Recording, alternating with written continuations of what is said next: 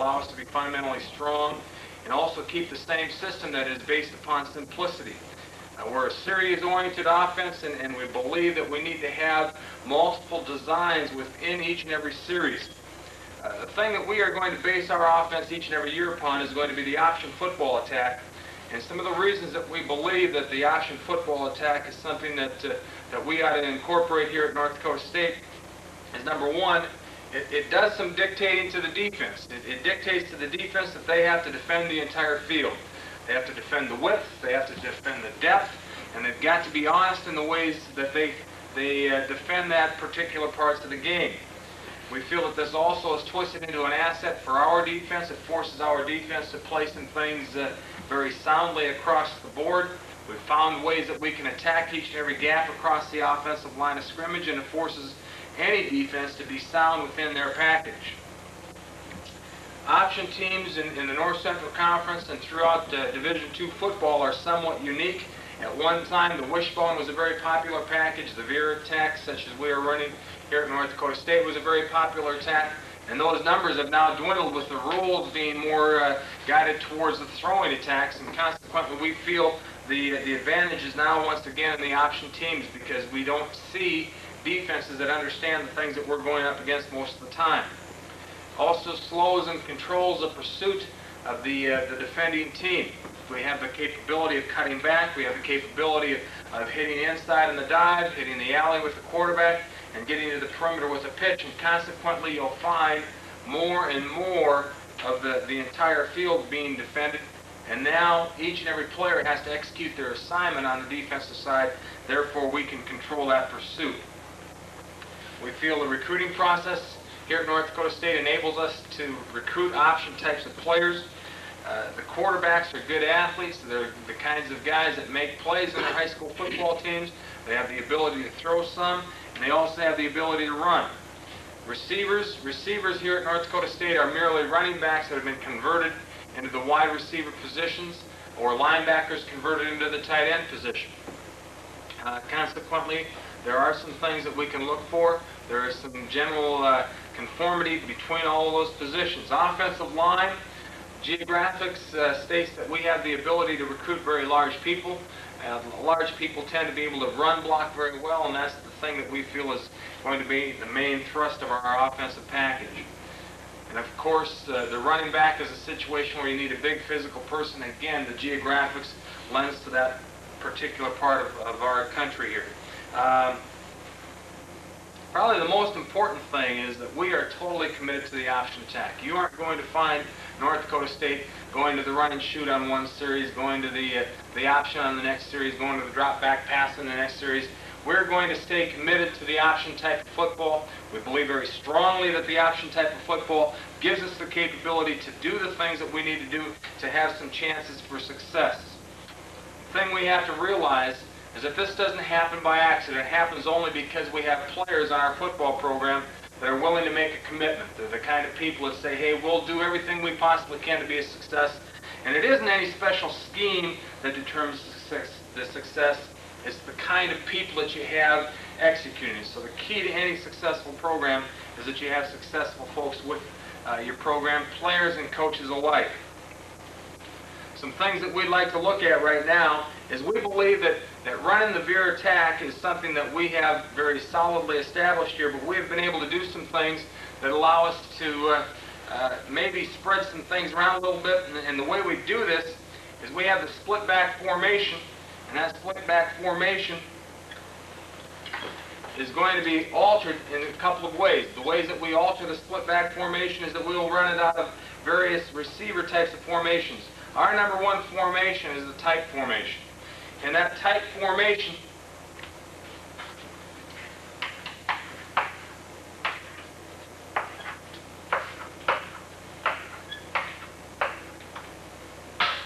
in this tight formation, the thing that we look for more than anything else is how is the defense going to adjust to the two tight ends.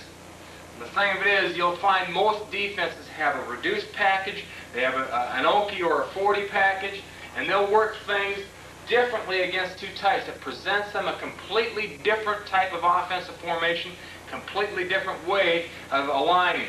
Therefore, if they reduce and they use their secondary to roll things up, now by going too tight, you lock them out of certain parts of their package.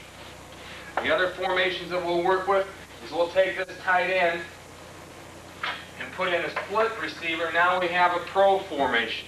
Very simple adjustment, very simple things that we can work with. On the same token, now we have the split end, or the split formation coming out of that two tights. It's the same principle on one side, and now we get the split over here. It's a different type of attack. Let's change it over to this side, and now we work our twins. You'll see in twins formation, much of the time our split receiver, that split end, is on the line of scrimmage, and that's to allow the easier release for the flanker and the stock blocks to work side pockets against roll-up corners and that type of thing. Also to give us some degree of ease in getting the inside of the crack block with that split receiver. And we'll work the crack on both sides depending upon whether it's pro or twins. The thing that you have to remember, in each one of these formations you have to have a specific plan. Our offense, with whether it's pro, twins, two tights, you can run basically the whole offensive package with those three formations. You use motion that forces defenses to adjust, creates somewhat of a leverage point for the offense. One thing that will take the advantage one step further is we'll work some unbalanced formations. And the thing we want to look at is we have a base look up front here, and let's go with unbalanced right. What we have now is the tight end and the flanker are on the left-hand side, and the unbalanced side now would be the three-man side. So we again have a three-man side. It looks very much like a pro formation, but we have the tight end and the flanker on the weak side of formation. The thing that you'll find most of the time, if you have a defense basing their strength off of either the tight end or the flanker, they will tend to over-adjust to this two-receiver side. And now we may create a man's leverage on that three-man side, which is the non-tight end side. Going another step further, leaving the tight end here, putting the flanker on that side. We do have a definite overload on the right-hand side of formation, and consequently we now are in a situation where we can run our offense to the right or the left. And the thing we'll look for is some type of imbalance in the defense, and we have our quarterback schooled up with a counting system that will allow us to determine what plays we want to run against various defenses and how they adjust to that particular formation. The thing that we want to remember is within each and every one of those packages you have a design. Don't try to run all of your offense out of unbalanced twins. Don't try to run everything you can out of unbalanced. Have a simplistic approach, know the things that you want to attack, and work very hard at making that all fit together. Now, to continue on that same path, let's take a look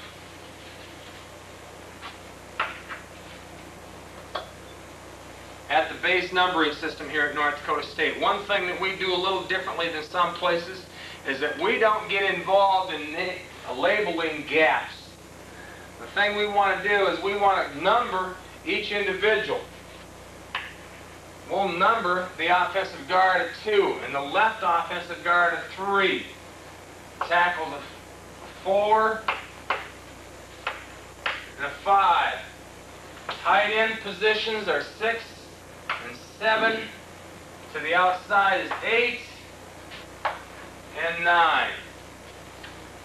The reason that we want to go with that kind of a system is it gives us continuity within our package. Now, we coach the running backs up on a 42 or a 44 play, an aiming point on the offensive lineman. And now it allows us the ability to read some things as they're developing. If you say, well, okay, you got to run in this 4 gap here, and hey, it doesn't open up there, where in the heck is the running back going to run? Run at the man, react to the block, and let players make plays. Looking at how we are going to continue to add to this numbering system up front, we also want to have a system that we will have various backfield actions that will link together with it. The thing you want to remember is we have series-oriented offenses And the 40 series is our base offensive series. It is a down-the-line dive action. The QB will give us the dive type of look. The running back will give us the dive type of look. So now quarterback and running backs are threats to this interior. The thing we want to remember is, based upon the things that we've run here for a good number of years, that this down-the-line 40 series action is the bread and butter to our offense. I'd like to get into the basis of our 40 series, and we'll come back in just a second to present our inside veer. Okay, the inside veer is a play that's been a basis of the veer option attack. In fact, it was the origination of the veer option attack. Started way back down at the University of Houston. The thing that we feel about the inside veer, it allows us some things that we haven't had for a while. We haven't run the inside veer here at North Dakota State for a good number of years until the 1988 season. Found it to be a very productive part of our offense. Was something that added a similar look for us. And the thing that we have to remember about the inside veer, it is truly a triple read option type of play. It's where the quarterbacks have to recognize two specific reads for themselves, and will end up with three specific options being available on one given play. We could call 42 veer and have three different people carrying the football for us. The thing we need to remember is, any type of option football game is the big play is to the outside. The thing that we want to look for is getting the ball to the perimeter. Okay, in this base attack, we're going to draw it up today against an Okie, where we will double team the nose guard, and we want to have ourselves in a situation where we get good movement going north and south by getting that nose guard on ice skates and heading him back up north, and hopefully cut off the backside linebacker. Also in this base attack, we'll take a good hard angle with our backside guard on a cutoff angle to get to the backside linebacker as well. The most important part is we want to get this nose guard secure somehow, making it so somebody from in here has to defend this inside area. Now, the next phase in this is we'll run what we call a doodad off to the linebacker. We are not attempting to block this defensive tackle. That is the read man for the quarterback, and consequently we want to get up to the linebacker. The thing we'll get to the point of now is, once we get to that phase, we're going to read things very carefully and very specifically. We want to read the tackle, number one.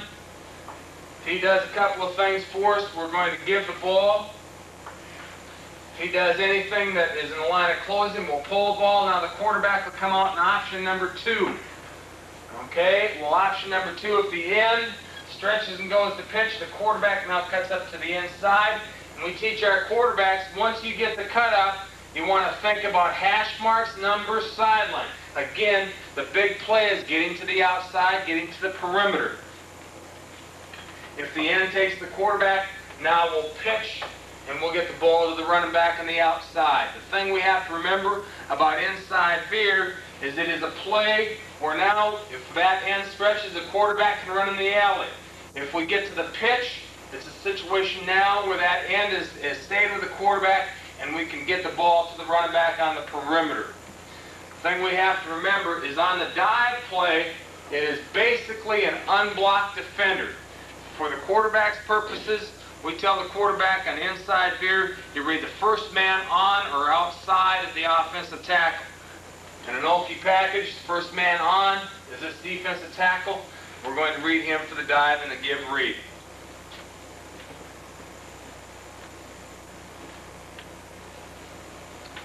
Continuing the 40 series, we want to go on to the bread and butter play that we've had here at North Dakota State for a good number of years. It's a play that we've run primarily from 1980 through the present day. It's been a very productive play for us, and it's a safe triple option type of play. The play that we're talking about is 44-45 zone. It's a zone veer type of play. It again is a triple read play. The thing that we have to understand is that we're going to read a blocked defender for the dive read. Now, the thing we want to have here, again, against the Okie defense, we're going to block this defender, and we'll base our read off of what he does. We'll get into the details of that, but basically if he stretches, it's going to be a give read. The dive back is running at the inside hit of the tackle, and we'll take the ball on this track with our running back getting it upfield. It's a safe play because that defensive lineman is blocked, and we'll get into the finer details about some of the reads as we go along. Now, should we get the same pull type of read that we had inside Veer going, we'll now come out in option number 2. Again, the read man for the dive is number 1, the first man on or outside the offensive tackle. The actual option person is number 2, and in this situation it's the defensive end, and we'll block number 3 with our tight end. The thing about the zone play, it is a true triple read play. It's a play that allows us to get a sure type of play. It has less risk involved, and it tends to be a little more of a dive play than it does the perimeter type of play because of the safeness within the design. Again, we rely a good deal on the ability to keep things blocked well up front. Going on to the next step, we'll go on to 45 scoop. That looks an awful lot like zone.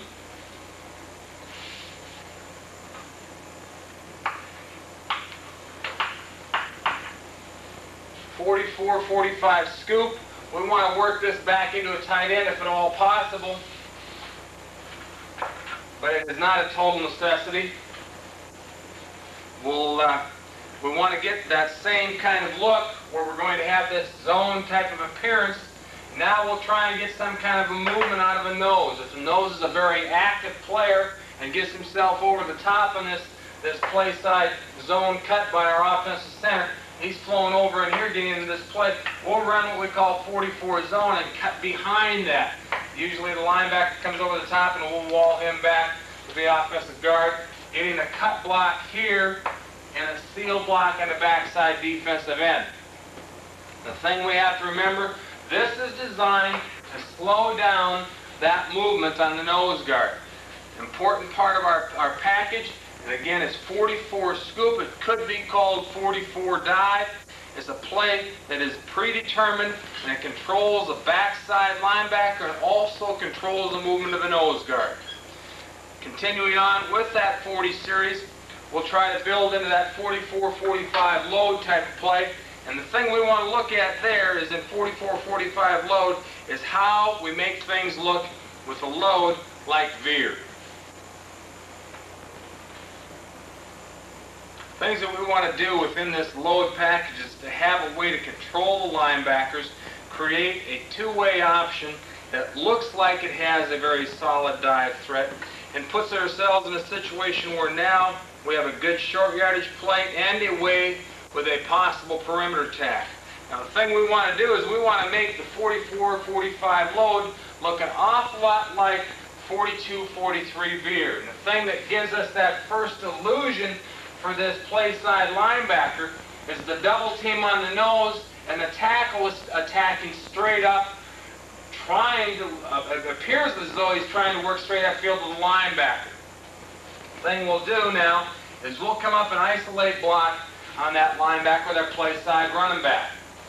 We'll also base block here in the end, and now for the two-way option appearance, so we'll base block there and we'll come out and option the first man to the outside that is unblocked. In this situation, it's the strong safety. It's a very good short yardage play. We get good movement north and south out of the nose, good backside cutoff with the offensive guard to the linebacker. Remember now that cutback play has got that linebacker setting down a little bit. Play side linebacker sees Veer appearance, now is in a situation where now he has to make a decision. Is he going to sit inside here for the Veer? Is he going to run over the top for the Veer? Or is he going to stay inside here to take on a load block? It creates a real difficult situation for that play side linebacker. The thing we want to do now is realize that this is a very good short yardage play, but it is a play that will run on 1st and 10 as well. It has the capability of getting to the perimeter. Another play that has some short yardage capabilities for us, but is a very solid perimeter play as well, is then we'll just adjust this particular picture just a little bit. The running back's angle is just a little wider. Tight end's block is a little different, and the guard's block is a little different. We're going to one-on-one block here on the nose with our center. We're going to step hard to the outside with our guard. We're going to come down hard with our tight end, and it appears to be a triple team on that tackle, and it could in fact end up that way. But now we're going to step right out here and block the end with our running back. Has the initial appearance somewhat of zone, and our quarterback's going to get himself in a situation where now he'll read the block of this end. One of these three individuals, most likely the guard or the tight end, is going to combo up and block the play side linebacker. The thing we want to have is good movement here. This tackle is going to have a heck of a punch in that defensive tackle. Try to get kind of movement going, get things rolling along for us to where now we have the capability of getting to the outside. It's a two-way option. The play is 46-47 keep. And in that situation, the keep play again is a good short yardage play, and also gives us the capability of getting to the outside and moving the ball with that pitch type of play. Now, one thing folks are going to say, well, this doesn't really look like zone. We also have a play in our book that is 46-47 dive. Quarterback comes down the line, hands off, forces this end to have to sit down tight with any kind of double team. That concludes our 40 series. We'll move on to the other series that we have in our offensive package. Next sequence that we'll look at are the 50 series. Another way that we want to continue to work this is through our 50 series, which is an additional two-way option type of play. It's particularly good against heavy inside-oriented defenses or any other kind of defense that has linebackers that may be fast flow types of linebackers, because in our 50 series we get some counteraction out of our backfield, tends to hold the linebackers to the inside just a little longer, and now it does get the ball to the outside.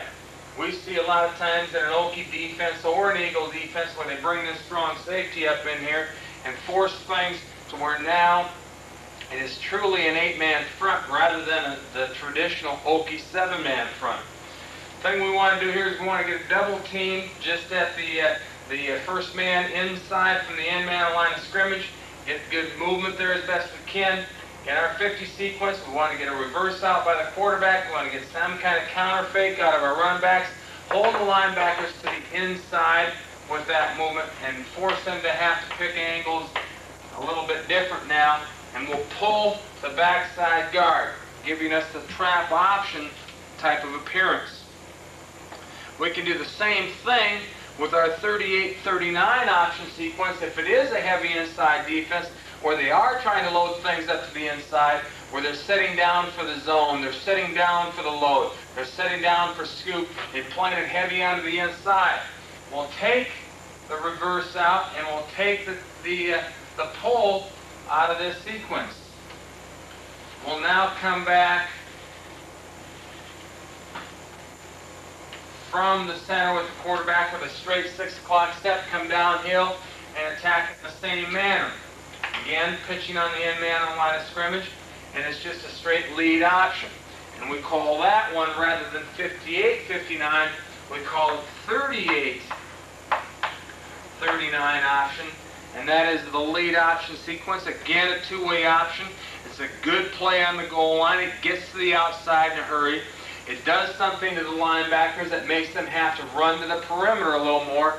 And now we have the capability of keeping those linebackers honest on the inside.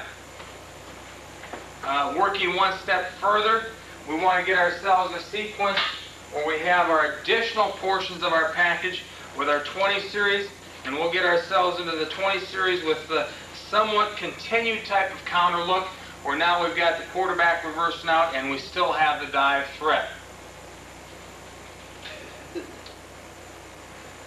Okay, that 23 dive, or 22 dive, is a play that gives us that counter look with the quarterback, a jab step with our dive back, and it's a read based upon where the nose man decides he wants to play leverage, and we can take a track We can cut it back. It's a sequence that gives us a very solid dive play, does force the defenders to sit down with the counter action, creates a couple of illusions that there is that cutback possibility, does create the illusion that there could be that outside option play. And now we've got the linebackers having to stay disciplined within their run-pass reads. Going one step further, 22-23 option. All we're going to do now is we'll work this base block here, and we've got a couple of different techniques that Coach Sam may explore for you. When we get into this situation, we'll try and get this tackle blocked here, and now we're going to come out, get this dive fake. Rather than automatically cut back, the running back will try to become a load blocker. We'll get out here and be in a situation where now we're watching this, and we've got ourselves a 22 option play. Keeping things honest on the inside. Moving onward into the situation where now our passing attack, some things that we feel very important about play action pass is that we do have to keep secondary players honest as far as how they're going to approach their support of the run. We can't have all 11 players just coming up and playing hard on the run, so we've got to have ourselves in a situation where we're keeping that secondary soft. The thing we want to try to do most often are keep invert players soft in their run support. In other words, they're going to have to take a run-pass read. If they get up into our offensive backfield, it's time for us to work some of the play-action pass materials that we have. Once in a while, you get a corner that's overactive in his support of run. So we've got to have something that's going to take advantage of that. Either side. Get into a short yardage situation. A lot of times you'll get up, get a corner up there sniffing around the back door of the linebackers and the outside backers. We've got to have ourselves a situation where now those guys have to play it honestly. They can't come up and support the run right now on that short yardage situation, so we've got a chance to pick up those first downs. Our protection rules are very simple. We want to have ourselves in a situation where we can get those protections taken care of. We tell our offensive linemen, basically, you do anything possible to keep that quarterback from having to take a hit. Again, Coach Sam will explain those in better detail. As far as the routes and the simplicity of our routes, Coach Hammerschmidt will describe those for us, and we'll see how we try to get triggers out of the secondary and give ourselves the opportunity for a big play. It's important that we keep ourselves in a situation with that run-pass read for that secondary player that keeps him from being strictly a run support type of secondary player. Now, we also have a sprint out sequence, which is our 18-19 sequence. Simple protection once again, simple routes. The quarterback reads are primarily based upon one thing, and we'll have those described for us again by Coach Hammerschmidt. And the thing we have to remember, we want to have an offense that attacks the width and the depth of the field. The sprint out adds to the width portion of things. The ability to throw also forces people to defend the depth, and we feel very good about our sprint out, our play action pass, and work some of those types of things. Now, the only thing left in any kind of offense that you'd look for would be those gadget types of plays or those specialty types of plays. We have a reverse. We'll throw a bootleg pass. We'll run a halfback pass. We'll run a counter type of play. And we'll let Coach Hammerschmidt and Coach Sam get into those finer details of those gadget types of plays. And one thing you want to know, we aren't going to spend 20 minutes of practice working on gadget things. We're going to take the 20 minutes to work on zone. We're going to take the 20 minutes to work on veer. Those gadget things will have a specific plan with which we look to attack a weakness in a defense, forcing them to be honest across the board. And it's a situation when they've really made a mistake, we'll have an opportunity for a big play. Execution is critical on them, but it should be something that would hopefully have fooled someone rather than just flat out executing them.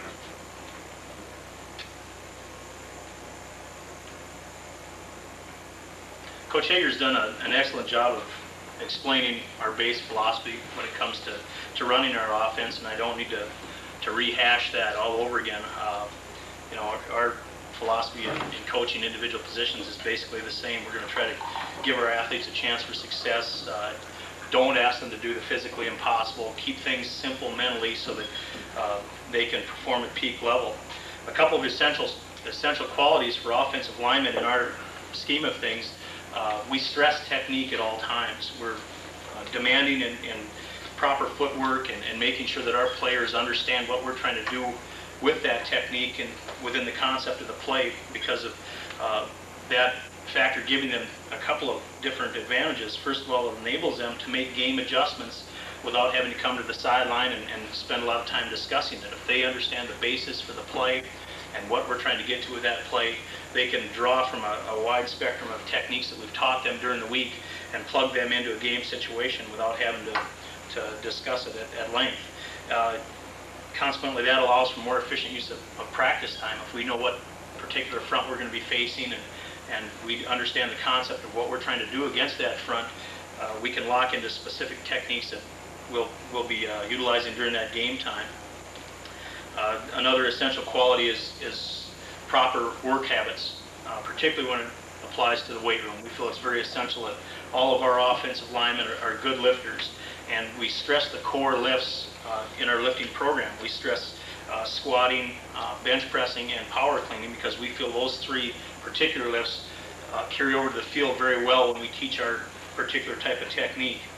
A third essential quality that we need to have, and it's the key to everything we do up front, is communication.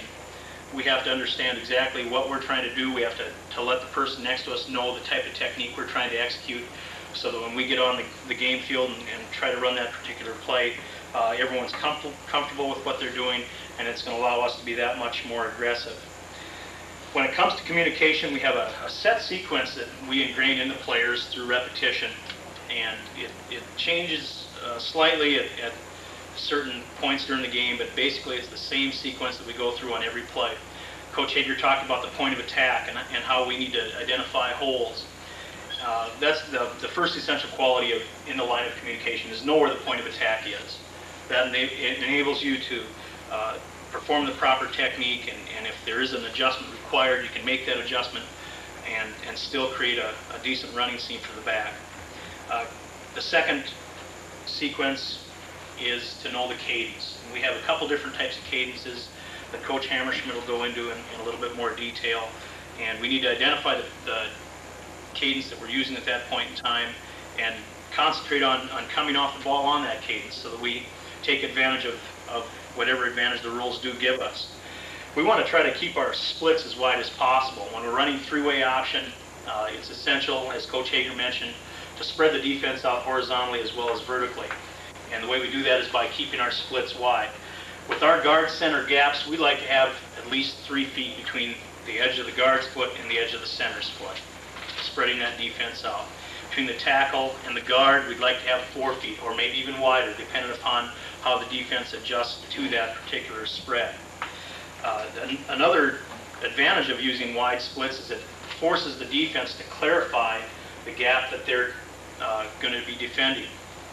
And in order to convey our understanding of this a little bit better, I'd ask you to look at the board, and I've identified different shades that we'll see from time to time.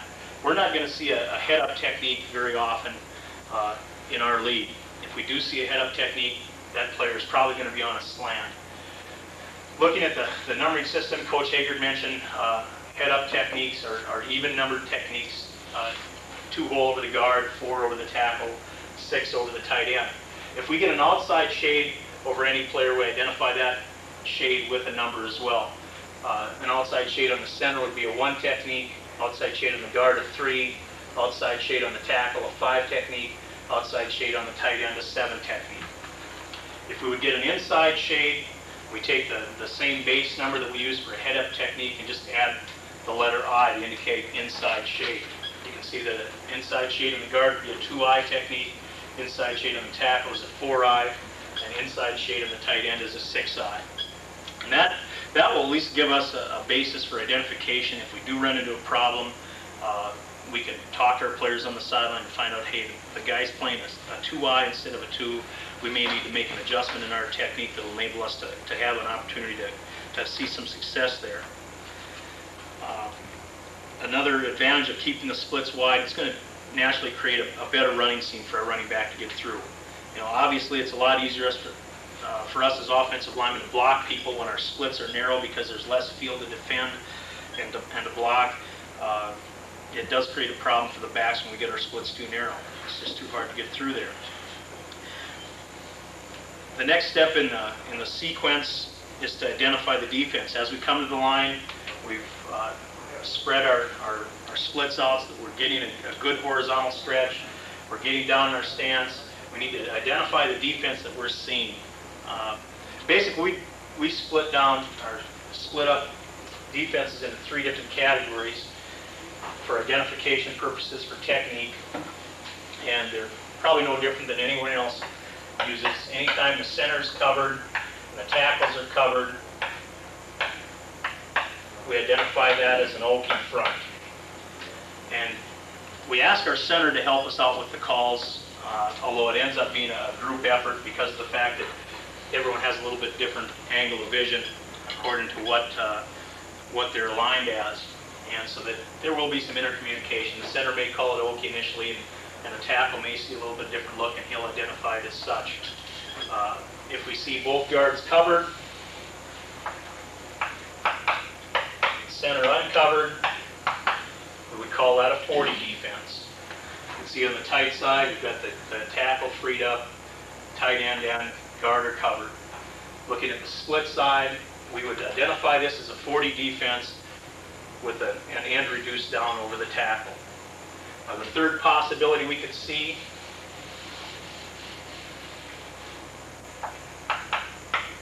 would be a defense where they've shaded the nose to the point where he's a shade on the guard. We would call that an over front. If we can identify those 3 fronts, we should be able to identify any front they throw at us during a game situation and use the proper technique and hopefully create a seam for the running back. And again, it's a matter of communicating within the group, within the unit, and making sure that everyone is identifying that particular front as the same type of front. Now, after we've determined what the defense is, we need to make a call, a technique call, that will enable us to use the proper technique. We call these tackle calls. Ideally, they're made by the tackle because that person is generally going to be close to the point of attack if we're getting the perimeter, and generally the tackle will make them, although it again ends up being a inter-unit communication. A lot of times it's strictly recognition. They've seen that front often enough so that the tackle can come up there and know what the call should be and possibly come up with a dummy call to confuse the defense. When it comes to making tackle calls, we can identify our offense for technique purposes in 3 different ways. Run versus pass is the most obvious. We're never going to use the same technique on a running play that we'd use on a passing play. When it comes to a running play, we need to identify whether the point of attack is an inside scheme or an outside scheme. And getting a little bit more specific, we need to identify whether it's a play side technique or a backside technique. Once we've gotten all that done, hopefully we snap the ball and get something positive accomplished up front. Looking at specific techniques, we're going to have a videotape presentation available to you so that you can take a look at our drill time utilizing specific techniques, and I'll just kind of run through them briefly so that you can take a look at them and compare them to what we get on the drill time and hopefully get a better understanding of what we're trying to accomplish. So, why don't you cut it there. I'm going to talk a little bit about specific techniques. I'm not going to get into great detail with each particular technique. You'll have an opportunity to see our tackle call sheet, and you can look at that tackle call sheet as you view our film, and I think that'll give you a much better understanding if you can see it actually develop in front of you. A couple real generalized ideas and concepts about what we're trying to do.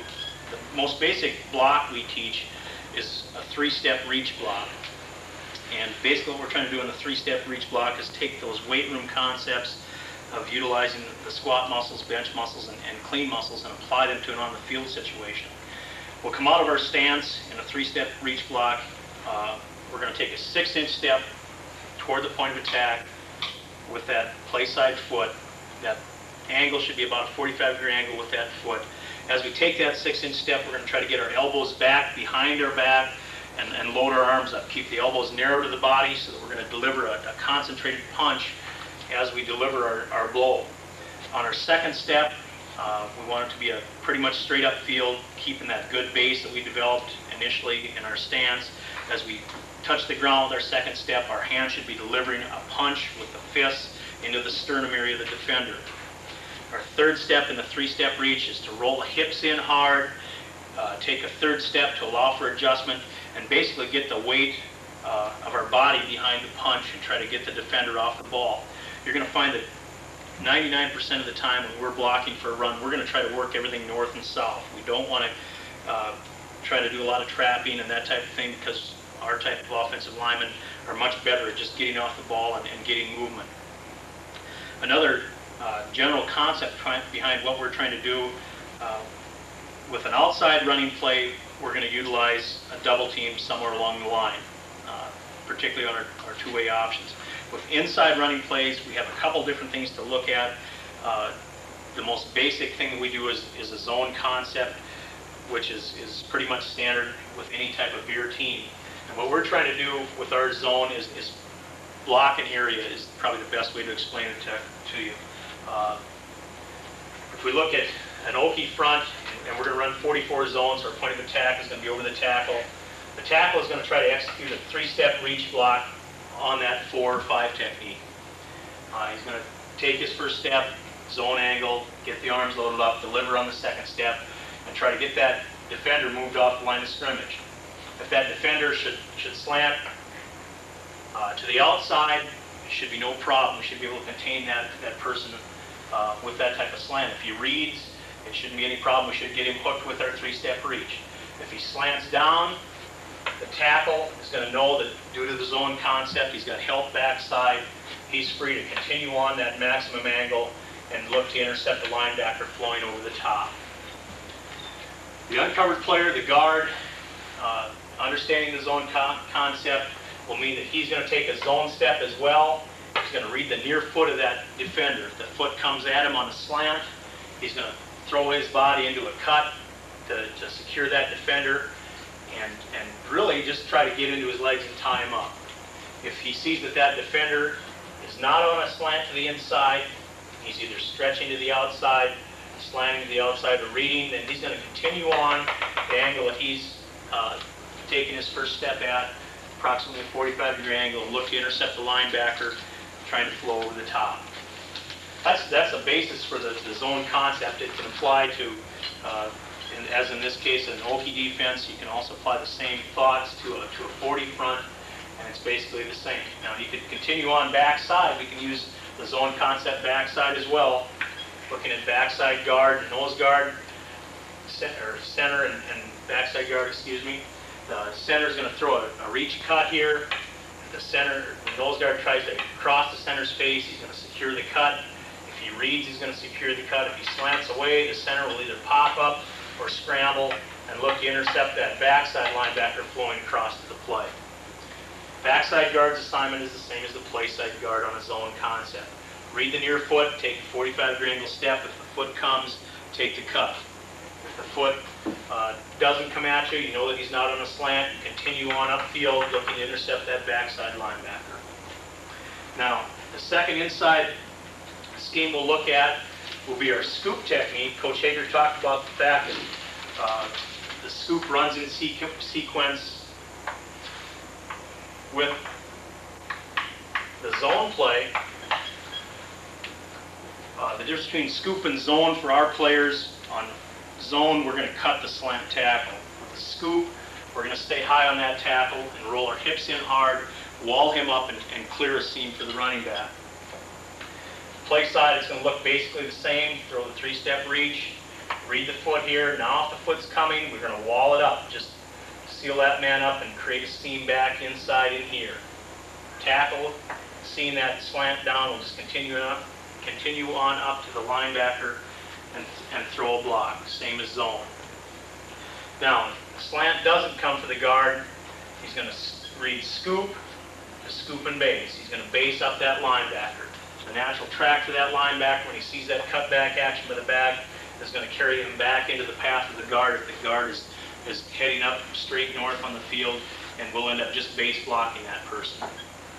With the nose, center's going to lock on here and basically take him any direction he's going. If he's going to try to go across the hole, he's just going to run with him. Guard is going to go scoop and base. Backside, we'll take a cut, inside release here, and we've created the possibility for a cutback against the grain. Two inside running schemes we utilize pretty extensively, and they've been very good to us. Looking at our perimeter running game, I mentioned that anytime we're trying to get the ball to the perimeter, we're going to have a double team somewhere along the line of scrimmage, particularly on our two-way options. We have two types of double teams that we identify for our players. We have what we call a combo double team, which in reality is a triple team, and we have a read double team, which is a true double team. If we look at an Okie front and try to understand how we're going to utilize this, let's say we're running 38 option to the Okie side, we're going to end up making a combo call. On a combo call, the postman has got help on either side, both backside and play side. We want that postman to come off as hard as he can, get his pad under the defender's pad, and just rock that person as hard as he can with the collision, knowing that he doesn't have to be concerned with movement to either direction because of the help he has. The seal man is going to take a 6-inch step at a 45-degree angle to the postman. As he takes that step, he's going to reach out with the elbow and strike in the rib cage area and just kind of feel pressure there. He wants to keep his shoulders parallel to the line of scrimmage, because as he continues on upfield in that double team, if we're getting good movement, we want to try to get him to release off and pick the linebacker up. And if he gets his shoulders turned into the double team, he's going to be in a very poor position to reach that linebacker as he tries to come over the top.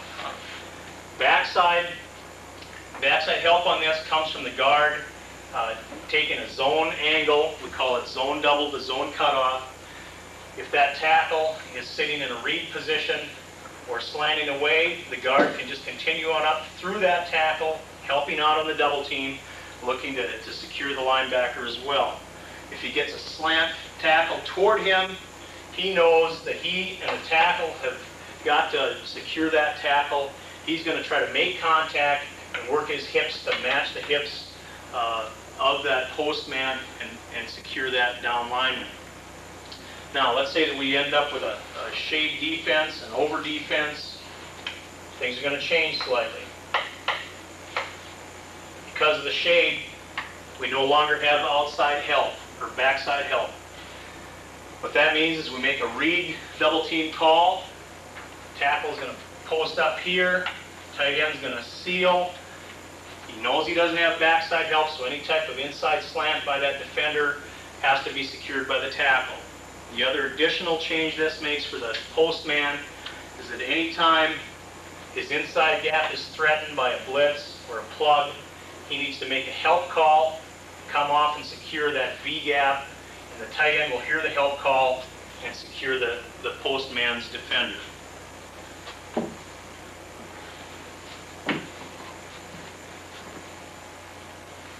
Getting into specifics with our double team situation, we talked about the difference between combo and read. Well, we need to identify who the postman is with our technique, so that when we look at a 40 front, we can make one type of tackle call. When we look at an Okie front, we can make another type of tackle call. And all we use is a numbering system. If the tackle is the postman on a double team, whether it's a read double team or a combo double team, we call that a 4 read or a 4 combo, depending upon whether it's a double or triple team. We'd see that in an Okie front. If we're seeing a 40 front where the guard is covered, then we call that a 43 read or a 43 combo. 43 read being this type of block, 43 combo being that triple team that we talked about. The third in the sequence that we need to be aware of would be where the center is the postman, 43 read being right here, 43 combo being the triple team on the nose guard. Now there's one additional call that we need to talk about, and that is our outside four call, and that normally occurs with a 40 front when we have an inside shade on the tight end, and that particular player has been giving us a little bit of trouble during the game situation. If he's giving us trouble, we have the capability of getting to our outside four call if the guard can handle that tackle one-on-one. And all we're doing is changing the postman to being the tight end. Call it an outside four call. It's an outside double team. We're going to create a seam inside that double team, and the ball's going to break a little bit differently. And we'll use that on a couple of specific plays, our key plays. We have the capability. We have used it in the past on things like load and outside dive as well. But it gives us some flexibility in addition to using the normal tackle call rules with our combination blocks and double teams. Now, looking at backside technique, changing focus a little bit here. Backside techniques, again, the same situation will apply as far as knowing where the point of attack is going, knowing whether it's an inside or an outside running play. We have this capability using the zone concept on our backside anytime we call any play. I don't need to redo that. Two specific schemes that we will use are our switch and our fold technique. We utilize the switch on the backside technique when we have an inside running play. And all a switch is a way to handle a stack linebacker and a down defender. With the switch technique itself, the postman is going to take a narrow attack, narrow aiming point, using the same three-step reach approach we talked about earlier. The trail man is going to take a zone step, cross over with his second step, keeping his shoulders parallel to the line of scrimmage, and tracking so that his hand is on the middle of the back of the postman. So we're actually a man and a half on one. It's a little bit like a pull step, but we strive for north and south movement again. If we have a tackle sitting in a read situation, we want to just get maximum movement, try to push him back and force the linebacker to make a decision on whether he's going to play over the top or sit backside. If we get any type of slant, we should be able to handle it with the switch. For example, if this tackle would try to slant across the face of the postman would just lock on and run him past the hole. As the trail man takes his initial step and sees that slant, he should track straight ahead, track north right away, and look to base up the linebacker. Now, if the tackle would slant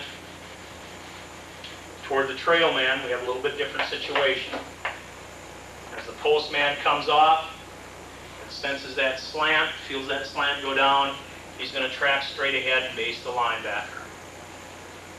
The trail man, on his initial step, will see the slant. He wants to make contact. It's very important that we keep the shoulders parallel to the line of scrimmage. As we make contact, keeping the shoulders parallel to the line of scrimmage will enable us to swing our hips around and wall that defender out, so we still have a natural seam created by the picking up of the slant by the defenders. Switch, again, is to be used primarily on inside running plays as a backside technique. Another technique that we'll utilize to handle the same type of situation as far as a stack lineman goes is what we call a fold technique. Fold is to be used backside when the play is attacking the perimeter. The reason for that, it is a little bit of a high-risk block. There is an opportunity for that defender to make a play if we don't execute our technique to the best of our ability. Again, we're trying to handle a stack situation. With the fold technique, we're going to take advantage of what the rules allow us to do in securing this defender with a clip, basically. We're going to cross over step, strive to cut the legs off from under that defender without allowing him to penetrate down the line of scrimmage. We want to take a very flat step, or almost a lateral step on our initial step, if we're going to step before we cross it over. When we cross over, we want to cross over as close to the original line of scrimmage as possible to enable us to account for that southward movement of that defender.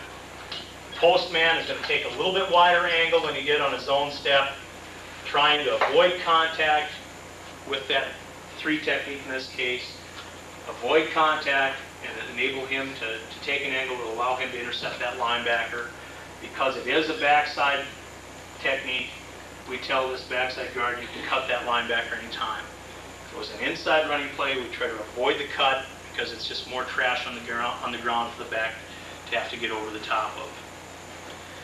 The last backside technique I want to talk about coincides with zone technique. And basically what it does is it assumes that the defense is going to be sound in what they're doing with their trail and fold technique. Let's say that we're running 44 zone, going away from this tackle, so he's backside.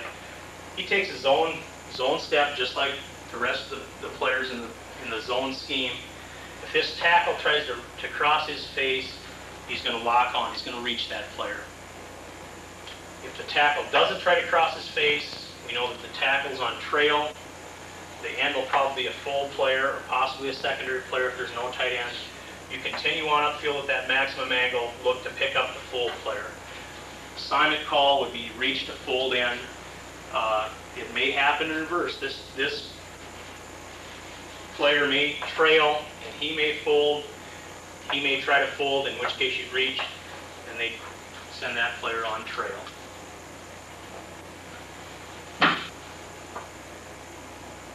Passing portion of what we do on the offensive line is relatively simple, even compared to the running game. We want to try to emphasize technique so that we can be secure in what we're doing. Try not to give the players too much to think about, thereby reducing the chance for a mental error and a bad play consequently. What we do up front tends to be very aggressive type protection because of the fact that we're not recruiting pass blockers, we're recruiting run blockers. And we're fortunate to have had the success with the passing game that will enable us to utilize that type of protection. We use 3 basic types of protection: 96, 97 protection, 2 and 3 hole protection, 18 and 19 protection. And they're a little bit different from each other, although they do rely on a unit concept. It's not going to be a situation where we have a player one-on-one and he has no help whatsoever. Looking at 96, 97 action, the last digit signifying the direction we're going, 6 being to the right. Our assignment is the 8 cut. And what we're going to try to do with our cut is take a zone step play side. As we take that zone step, we're going to get our backside arm back in the air, get it cocked, so that as we step down with our second step, we're going to strike with our forearm through the play side leg of that defender. We feel it's essential that we get both feet on the ground to establish the cut because it's going to give us that much more extension by utilizing both sets of leg muscles, and it's going to give us that much more pop and hopefully keep the defender's hands down so that we can get that ball thrown up over the top. Now, we're going to see a situation where not everyone is covered, and we'll do a couple different things here depending upon how that defender's playing, that down defender's playing. As we take that zone step as the uncovered man, we want to visually check here and make sure that there's not a plug coming, not a blitz coming. And we're going to kind of help out the covered man by just trying to push that man over the top of the cut. Let's say that the center throws the cut, doesn't get him down to the ground, but gets his hands down. Well, he has him posted up so that we can just dump that person over the top, kind of a trip type deal, like the old playground move, and get him secured without having his hands up in the air. Same thing occurring down here. Now, if we've helped out with the dump and there's no threat by a linebacker, we'd like our players to work down the line of scrimmage, checking back visually so we don't have an end or a tackle free up and blindside our quarterback. We feel it's very important that our quarterback is secure and confident in what we're doing, particularly with our backside protection. Progressing on, our 2 and 3 hole progression, play action pass. The 2 or the 3 indicates where the quarterback's setting up. Let's say that we've got 742 called or whatever. Our players know where that quarterback's going to set up by the last digit. They need to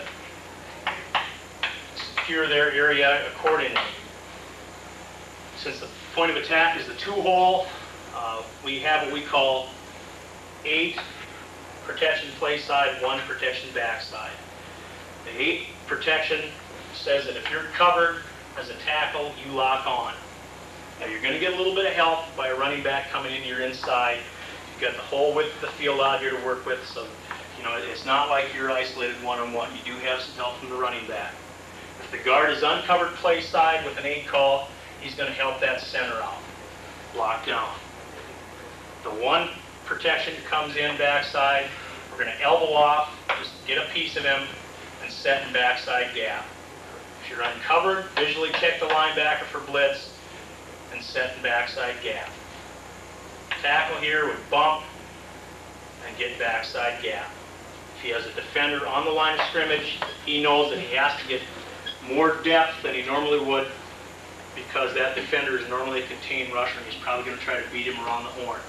Backside gap, we can give ground quite rapidly because they have more distance to cover to get to the quarterback. Play side, we need to secure the line of scrimmage, give ground grudgingly so that we don't end up with a defender back in the quarterback's throwing lane.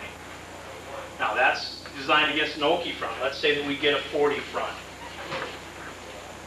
With 8-1 protection, it really doesn't change too much. If you're covered, lock on. Same rule as before. Uncovered, visually check, turn back, elbow off, turn back, elbow off, turn back. Play side tackle now. If he's uncovered, we'll block out. Here, tackle knows that he's got to work that man wide. He can attack that man aggressively, give him a good shot, and then set up and one-on-one pass pro from there. The third sequence would be our sprint out action.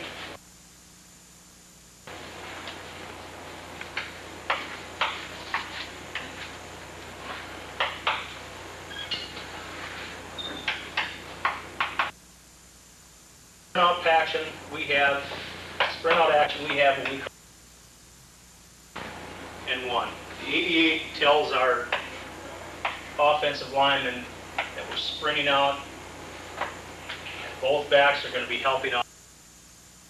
Back to our philosophy that we always want to defend the backside of the quarterback to the best of our ability. We're going to put everyone backside gap protection, elbow off, check back, visually check, get backside, elbow off, get back, elbow off, and get back. Again, the same rule applies. Giving ground on the backside a little bit quicker, swing the hinge. Same as any other type of turn back protection. Now we do have one special situation that we need to be aware of. Protection, and that would be if we had a twin here with an and man on the line of scrimmage. We don't want to leave a 2-on-2 situation with a lot of field to work with for a run. An Okie rule will lock on this tackle outside, realizing also if he slants down, you're going to have a little bit of a pile over here that we can run that defender to, and that should help secure things a little bit better. Drill work, on the field practice, pass pro, probably 20 minutes a week, maybe a little bit more.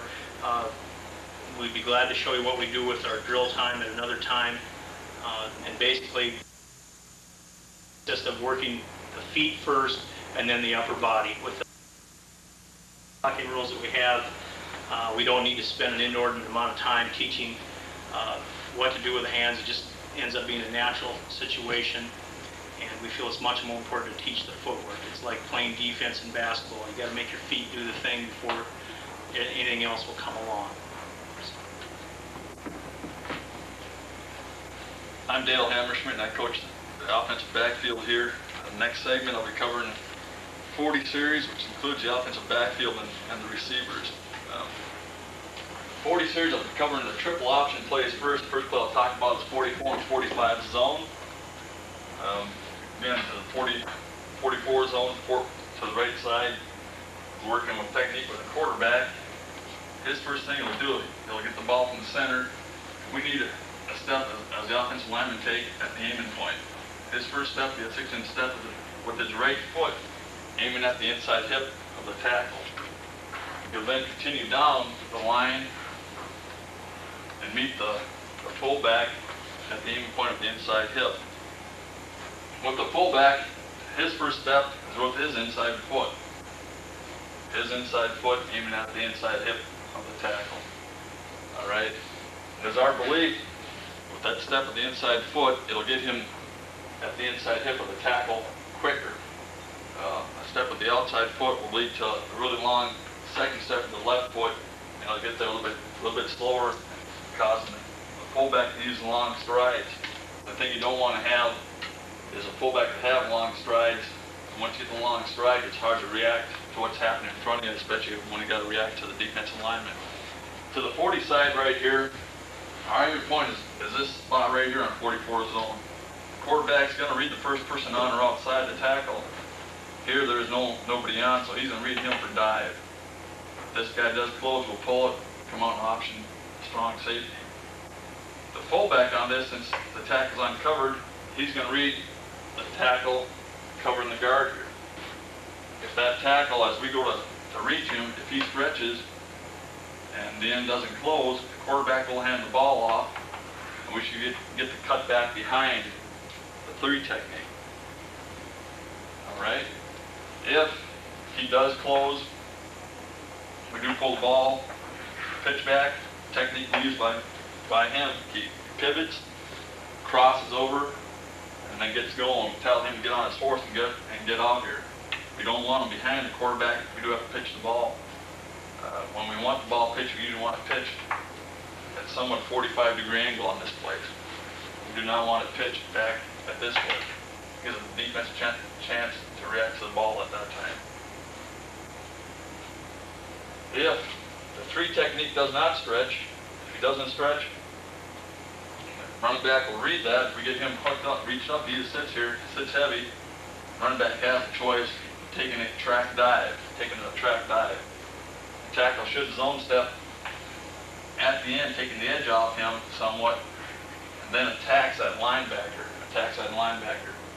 So once the running back gets the ball, we want him to read this, then after that, runs a daylight more or less, The quarterback does hand off the ball. The thing we want them to do is always carry out the fake. What we mean by that, we want them to break the line of scrimmage on their fake. Hopefully we get another step or 2 out of the free safety, pull him out of there, do break the dive. We can't go the distance behind him. Hopefully have enough speed to outrun the corners. That's to the 40 side. To the Okie side, go the other way, 45 zone.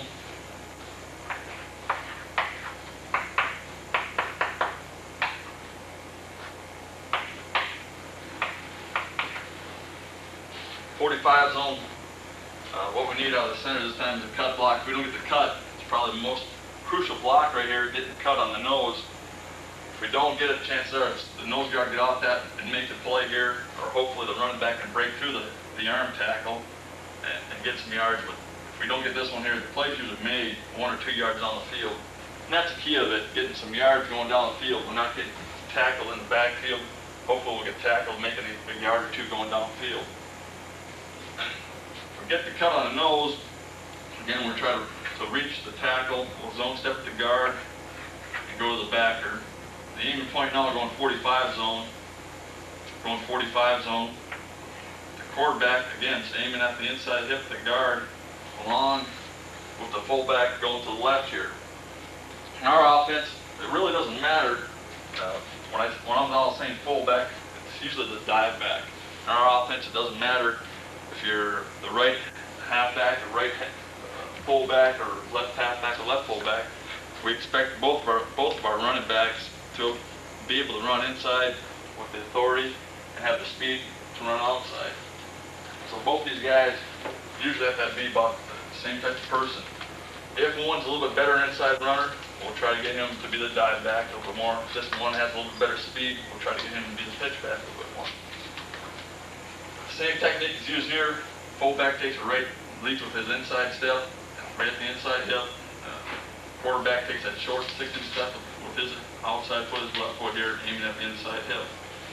Again, we read this tackle. If he sits here or slants, we should get to the full read. We should get to the full read and option the next person, number 2. The only time we should give the ball if he stretches. If he stretches, we should be able to get the ball hit up in the crease right here. Now you can see why the important block is right here on the nose guard, so we can get him cut. If we can get him cut, we'll get a natural crease in the defense for the running back to hit up in there. Blocking scheme for the perimeter on this play. Split ends and tight ends have the same rule. Split ends and tight ends have the same rule. They're going to block the third person. Quarterback reads the first, we're off in second, we're going to block the third. When we're going for the stock block here with the split end, going to outside release, keep your helmet on his outside shoulder pad. Always keep that relationship. Now you got to be a smart football player. If you're getting too close to the sideline, once he's trying to contain things at corner, if he gets too close to the sideline and trying to really contain things, we can finally turn out on him and take him to the sideline. The sideline isn't there, and it's another 10 yards away. What we want to do is, again, we're using a relationship. Our shoulder pads, here's the defender, here's the split ends. This is what we want. We want our helmet on the outside edge of that shoulder pad. Always trying to secure the boundary. Try to secure the boundary, keep our shoulder square on the veer release. Once you attack the guy and you get your shoulders turned, you're going to get that defender a chance to work on the edge and get over the top of you. If we keep them square, we can always work lateral and stay in the defender space. Stay in the defender space. Our rule is for whether it's the split end or flanker on the stock block here, is as we're going to attack him, and once he stops, we've got to stop. If we keep on going, chances are he's going to blow right by us. Okay, we use a drill. You'll see later on our drill tape that we use for these people to react and stop and get their shoulder square and work the stock block technique. Like I said, the third person we're going to end up blocking on zone in this triple option play. We're going to read him for dive, option him, we want to block the third person. Over here, we're going 44 zone. Tight end has the same rule. We're going to read first person on the outside for quarterback for dive. We're going to option second person. So we want the tight end to block the third. It happens to be the free safety. You could be lined there, it could be lined over here. And it's more of a, not a really wide veer release. Usually takes a 1 or 2 step veer release. And then we can attack a little bit more because we definitely have the outside leverage right here on the free safety. Again, you got the free safety is lined over here, and you might have to build a little bit wider and get after them that way. Again, use the same technique as what a split end would use if we're going 44 zone. We want to keep the relationship where our hat is on his outside shoulder, keep our shoulder pad square. Flanker, 44 zone, same technique. We're going to secure the boundary at all times. We're always assuming we're going to get to the pitch. We're always assuming we're going to get to the pitch. As that second defender stops out of the backfield and starts attacking us, we've got to stop, and we've got to get some ground. Once we hear, if we do get to the pitch, once we hear a go-go call from our pitch backs, we can attack and get more aggressive and get into that defensive back. And hopefully off that, the pitch back can make a cut, whether inside or outside, he's going north and south.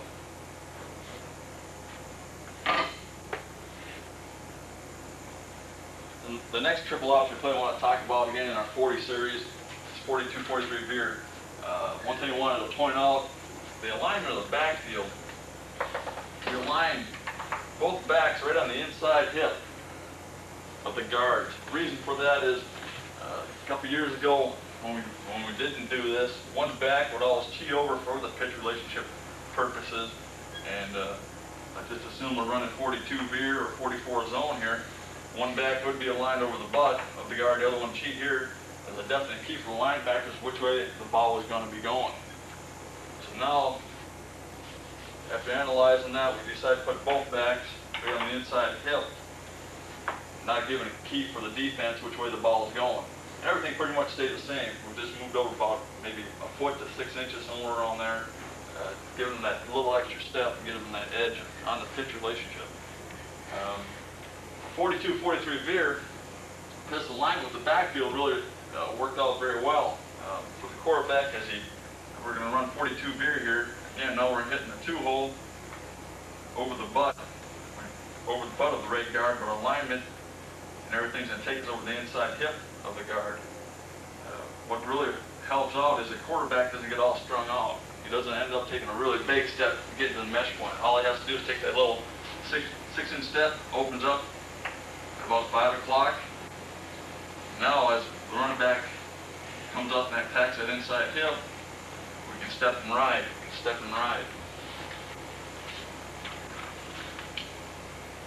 On 42, 43 Veer, the read for the quarterback, like Coach Hager said, we're reading the first person on or outside. The tackle, as the same would do on zone. Only thing that changes is our aiming point is changing here with the fullback. Our attack point is changing also the way we're going to block things. But the reads will stay the same for the quarterback. On 42, 43 Veer, the thing that fullback has to do is be patient. We started off at the end of the year last year attacking it at a pretty good pace with that fullback coming up in there. And things just weren't quite developed with the offensive line up front yet. Once we slowed them down, the play became a better play. All right? So the fullbacks have to be patient, let this dang thing develop, let the blocking scheme get working. Then once we decide if we get to the give, the fullback can make his cut. Quarterback's gonna step and ride. Once you ride given, against this look, the 40 look, again, we're reading this guy for dive. For him to close all the way down here is a pretty tough thing to do.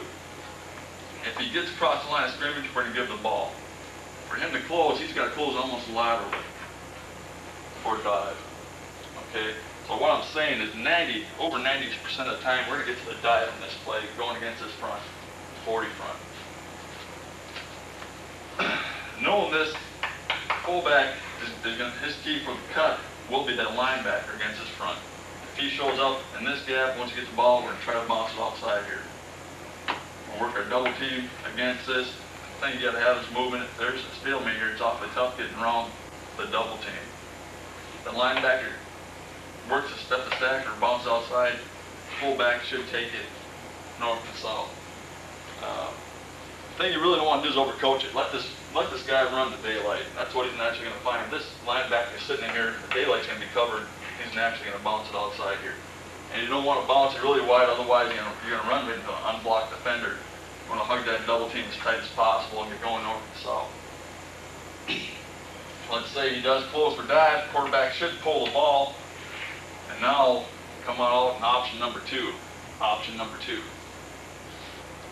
Alright, same as Veer, same as zone with the flanker out here. We're going to work the stock block techniques. Because we're working a 1-2-3 rule with the quarterback, tight end works the same as zone.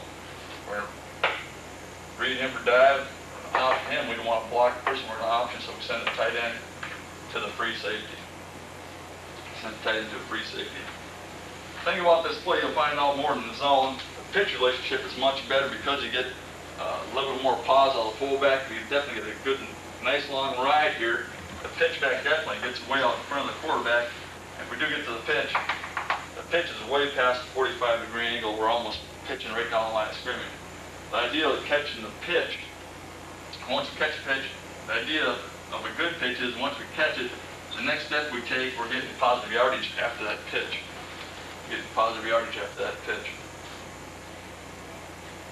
Going to the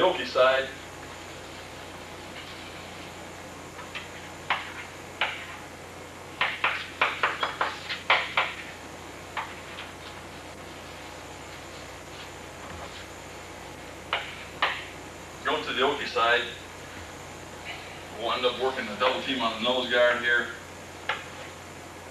We'll work the same mechanics going left. Now the read again for the quarterback, see the same. First person on our outside of the tackle. We'll work the doodad off this scheme right now since the tackle's covered. The doodad off and try to get up to that backer. Really got to work good technique against this type of thing with the tackle. If he gets too high of his pads, you get jammed down. Buys enough time for the linebacker to get over the top, then they usually have a pretty good chance to stop the play. If you use good technique by the tackle, so he keeps his pad level low, if he uses good technique, we can usually get up to the backer.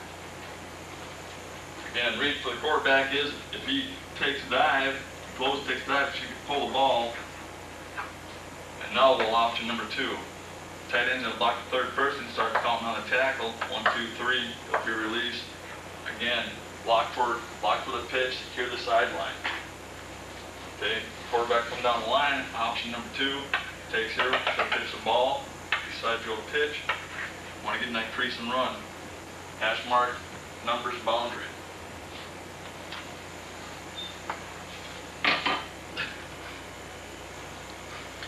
Our two-way option series within the 40 series, starting out with the 44, 45 load. In the early 80s, it was more of a short yardage play for us. As we expanded into the mid and late 80s, now we decided to use the play a lot more. First down, second down, we'll use it at any point in time.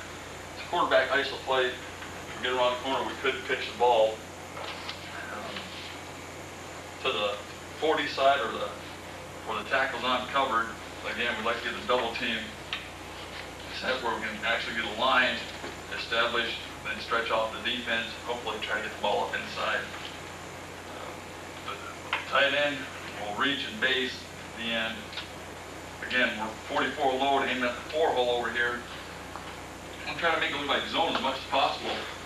Quarterback does get out the line of scrimmage just a little bit more, so if he does have to make a cut up inside to get his shoulder pads turned and get up the field.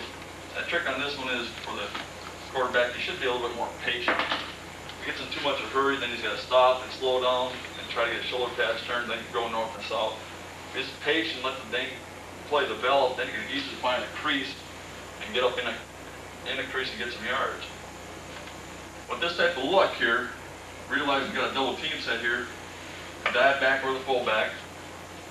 His key will be at the defensive end. The defensive end sits heavy, he'll have a natural crease to go up and block the linebacker. If the defensive end does slant, tight end should secure that. We'll bounce around the outside, pick up the linebacker out here. Okay, so fullback is responsible to block the linebacker one way or another. His key is the end. Quarterback uses the same technique as zone. Again, being a little more patient, and he's got to feel the crease. He won't be wrong if he follows a running back. Okay, the running back, he's gonna find the crease. The idea for the quarterback is, can we get around the corner to pitch the ball? If he doesn't think so, he should just duck it up and get up inside. If there is something on it, some type of stunt, we should be able to get the ball outside. Going with that type of thing again, the receivers always got to assume the ball's going to be pitched, so they're going to push and stock the defensive backs. Okay, we have to be in tight right formation here. If we're going to go 45 against an LT look over here, the double team will be on the nose or base and reach. Now, the fullback, he's going to read the man on the tackle. Okay, so his read is the first person on or outside on the tackle for where the crease will go. We'll give them some pre-snap reads, knowing that they don't have a pitch player out here, assuming that he'll probably go pitching. So he'll have a quarterback, so the crease should open up right here. As he attacks here, should open up. Now we'll find the backer and block him here. He will read. He'll try to feel this, read this, that tackle slant. It's going to open up naturally. The backer should show up there. Again, quarterback won't be wrong by following the dive back, fullback. But if he can feel the block on this, we'll try to get around the outside, then we'll option the corner.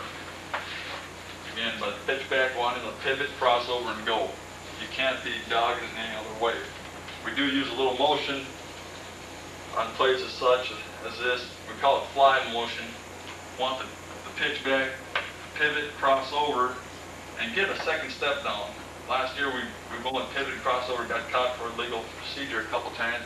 The whole idea, you want to get to somewhat of an offset eye. Once the ball snapped in, we really got some decent pitch relationship if we do get around the corner. We call that little motion by the running back when he goes around the fullback, fly motion.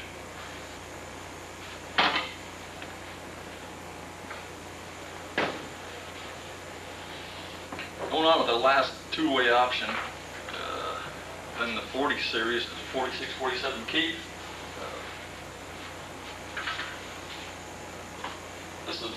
play, we can run either at the split inside or the tight end side. If we run it toward the split inside, we don't mind it there. Depends how far the free safety will cheat over. Coming over this side here, it's a good play to this side most of the time. But we can run it this side, like getting it over here to get the quarterback up in the alley. On keep, we'll end up getting a double team to secure the tackle here. On the crack, we like to crack the backer and get the quarterback out in the seam. On the crack, this guy here isn't very big in our offense the past couple of years. But we tell him it's more of a screen block than rather a force block where we want to try to tip this backer over. Want to be like a fly in this guy's side as he's coming out here. Make sure your helmet's in front on the crack. And getting his side, lock on, and force him to come over the knee, over underneath. If he gets over the top, then he's got a chance to run down the pitch back. 46 keep. On this side here, we're attacking the 6-hole. We're going to load up the end with our fullback. Quarterback is going to come down the line. Very similar to the zone again. Bounce it outside. Again, it's a two-way option, and we're going to option the strong safety. On this one here, we'll use some fly motion, because we know we'll probably get around the corner. This pitch back, we get out here and pitch relationship. Assuming the ball's going to be pitched, flanker's always going to block to secure the sideline. When I get on the crack, if you got a bigger guy, there's nothing wrong with blasting this guy. Always, for us, he's a little bit smaller guy, we're going to end up screen blocking him, be light on his feet, react to him. All we want to do is get into him a little bit and slow him down. Force him underneath.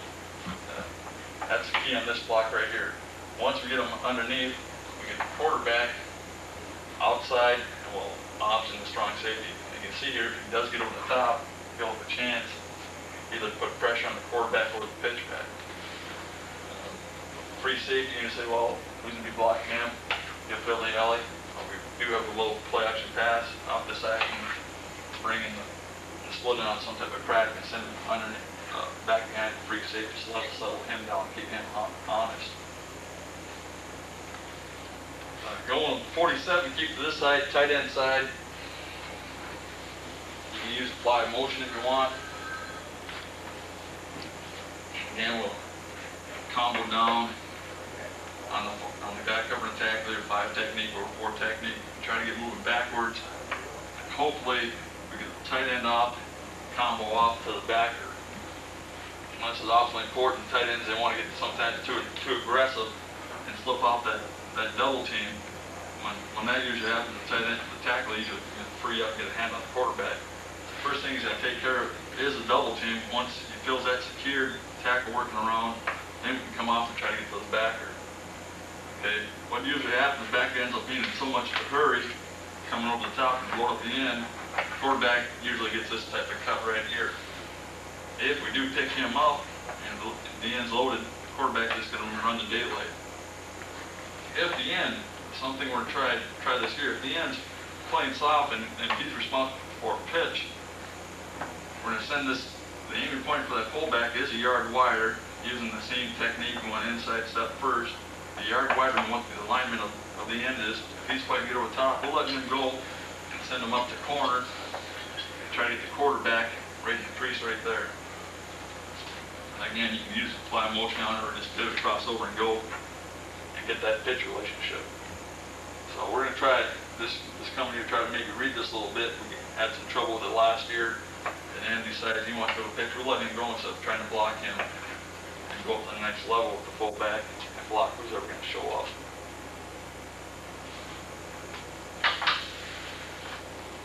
We do predetermine some things in our offense here. We do predetermine 44, 45 zone option. Just assume we want to get the ball to the pitch. Let's get a dive fake, get the ball on, get the ball to the pitch. What we'll do is run the zone mechanics, tell the quarterback we're going to option the end now. We're not going to read this guy. Normally we'd read the first guy on or outside. Here we're just going to get the dive fake. If he does bite on the fake for some reason, they got some stun on, the quarterback could pull an option, the strong safety. But most of the time, get the ball faked here. We're going to reach and come off with the backer. On the zone track, go to the backer. If he's secured, you can go to free safety with the fullback. Now pitch the ball right here. When it is zone option, the split ends and tight ends got to realize the rule of 1, 2, 3 is not in effect. Okay? He's responsible to block support. We got a block right here. It's a tough block. But with the play action pass things we have, these guys are pretty soft. And we've got to secure this guy right here. Okay? Again, we're going to try to secure the boundary. Use the same technique as we would on a stock block, except that you just can't get quite as aggressive. Once you get the go-go call, now you can get aggressive and lock on. The rule stays the same for the flankers on stock block, secure the boundary, backside of all things, of all these plays, your backside receiver will take a good 45-degree angle and cut out all backside pursuit. Again, once you catch the ball as a pitch back, you gotta have the go-go call, and you can set up these blocks out here, dipping inside and breaking outside. We got that play going that way, and you can run it going the opposite way, 45 zone option. Everything's like zone, we're gonna reach here, balance the block the linebacker. If he does free up over the top, we'll catch him there. If we catch him here, now I can send the fullback to the free safety. Pivot crossover, be released, block support here. Now we can option in. Only thing that's different on the play going this way, we're option in here, and then he's the second person. The same thing is over where he's the first person on the tackle here. Over here is the second person, the normal person we would pitch a ball on zone. All we're doing is predetermine when you ball outside and go with it. We're going to do the same thing with Veer this year. Didn't have it in last year. We're going to experiment a little bit this fall yet.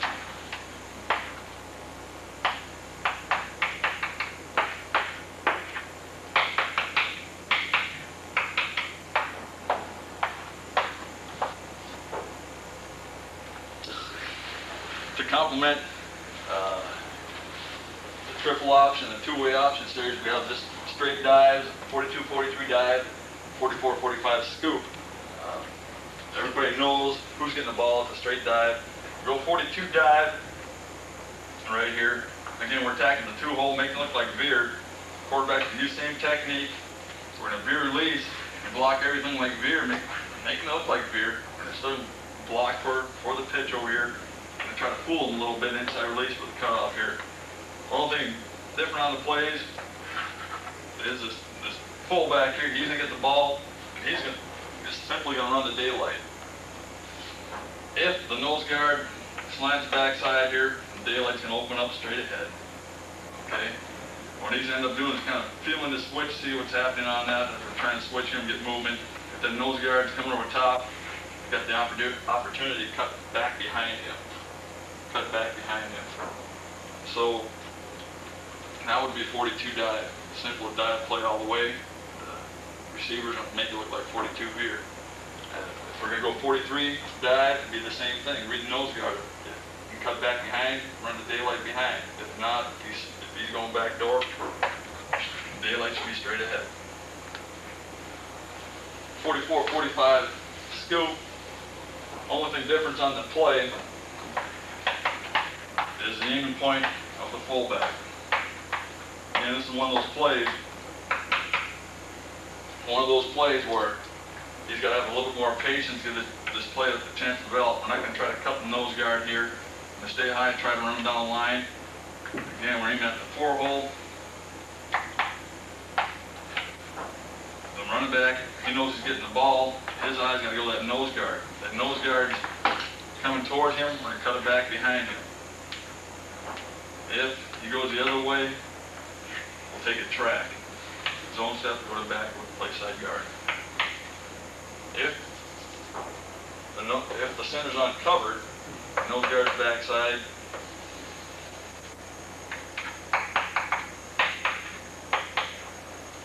If he's uncovered, now we'll read the person right here. If he slants towards the back, the A-gap, we can take a track. If he slants this way, take a backside automatic cutback. Now on this play, you got to realize they have an inside shade on the backside of 2-eye. We're going to try to either wall him down or scramble lock him, and that could break all the way back behind that nose guard. And that would be a simple dive play, 44, 45 scoop, 42, 43 dive. In our lead option series, again, it's a two-way option. we have a 50 series and 30 series. In our 50 series, it involves the pulling of a guard, and we get a good counter move in our backfield. The quarterback, he'll whirlybird out, is what we call. He'll step opposite. If we want 58 option here, 58. He'll step out with his left foot, pivot back on his right. So it's actually going to reverse out. So he steps out with his left, pivot back on his right. And I'm going to come downhill and attack the inside shoulder of the defensive end and option the defensive end. On this series, we're attacking the 8-hole. Try to get the ball pitched, combo down, and try to combo off and get up to the backer on this. We're also pulling the guard, as I said, on the 50 series. He's also going to try to secure that backer. The backer does get over the top. We have a chance to get him with our pulling guard. So with the 50 series, what we do with the running backs, what we're trying to do is hold these backers in here a little bit. We'll open up, actually show as if we're going to go left.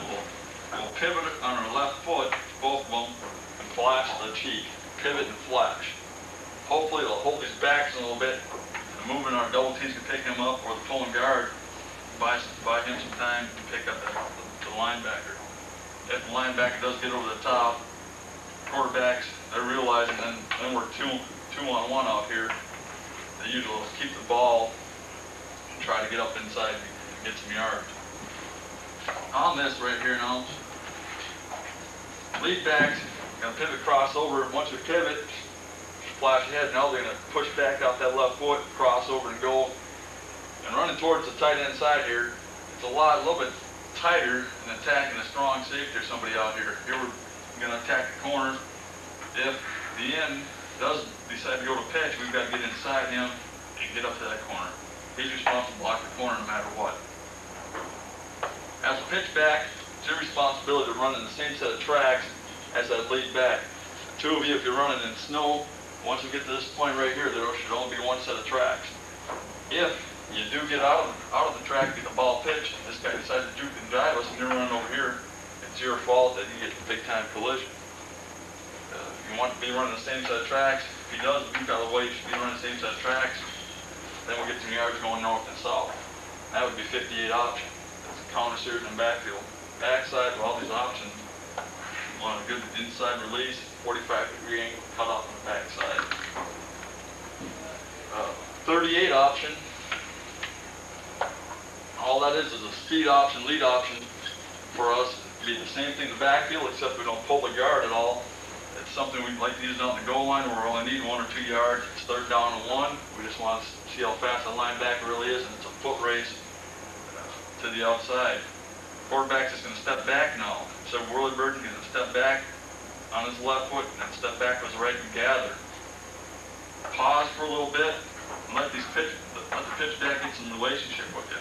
So he steps back to the left and gathers with the right, kind of rocks off the right foot, and then come downhill and attack the end, the same as we do on 58 option.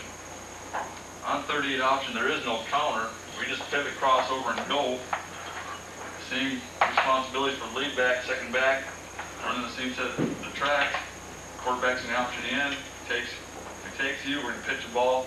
Now, on the mechanic of all these pitches, what we want out of the quarterback, as he gets the ball, we're going to pitch the ball from our third hand position. What that is, we hold the ball right at our midsection, and it's going to be vertical up and down. And as we go to step the pitch, we're going to roll the thumb down. Thumb needs to roll down. We're not going to pitch the thumb up. We're not going to flip it off. The pitch is all going to be thumb down, little finger up. What we want to do is get some rotation on the ball. Don't get a lot. Put a little touch on the ball. Now, as we go into this pitch, to pitch the ball, we want to point the toe. We want to point the toe right where in the pitch. It allows your body to get into the pitch too, and gets a little momentum on your arm as you go to pitch the ball. So that's a mechanic for the pitch. We're going 44 zone option, 42 veer. We get the pull read. We're going to pitch a ball. We're also going to pitch the ball with the same technique.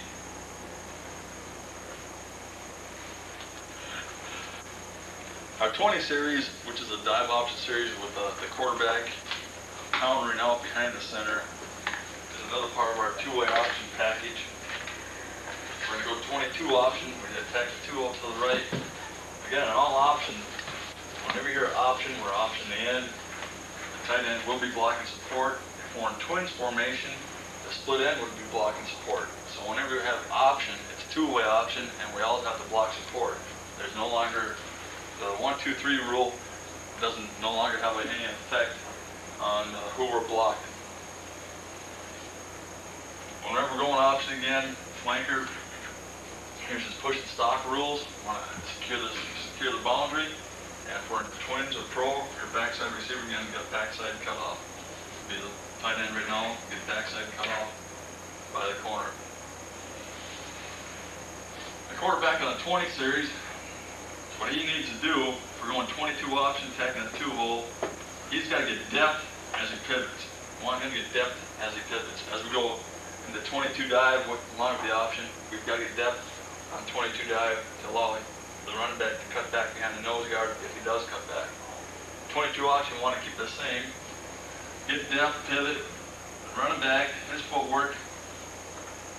He'll take a slight 6-inch step to the inside with his inside foot and go straight ahead. Quarterback will take his reverse pivot and he'll set the ball and get in depth. And now, on 22 option, the running back will key the block on the tackler here by the guard, or if the tackle was out here as it would be over here, on our tackle, he'd key that block. We're going to double team this guy and see where he goes. If he goes outward, we'll end up going to daylight trying to get to that backer. If he goes backwards, hopefully we can get around the hump and get up to that backer with the fullback. After the fake is carried off, quarterback come down the line of scrimmage again, attacking downhill, attacking the inside shoulder to the defensive end, and allows the pitch relationship to get there. Now we option. If he takes quarterback, we'll pitch the ball. If he goes to the pitch, then we'll carry it out the same. And that'd be 22 option versus a 3 technique. Going the other way,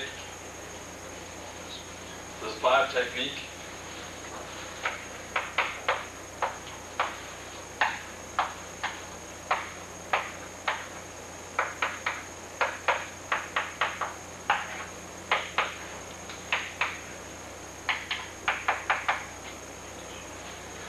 Go to the 5 technique side. What we're going to try to do here with the tackle, now we're going to try to reverse hip this guy right here, going for the cut on the inside leg and reverse hip on the tackle.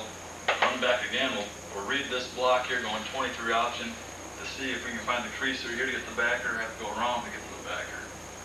Double teaming down, reverse hip, back and shoulder up here, we'll get him. He actually goes around the other side through the C gap, we'll go out there.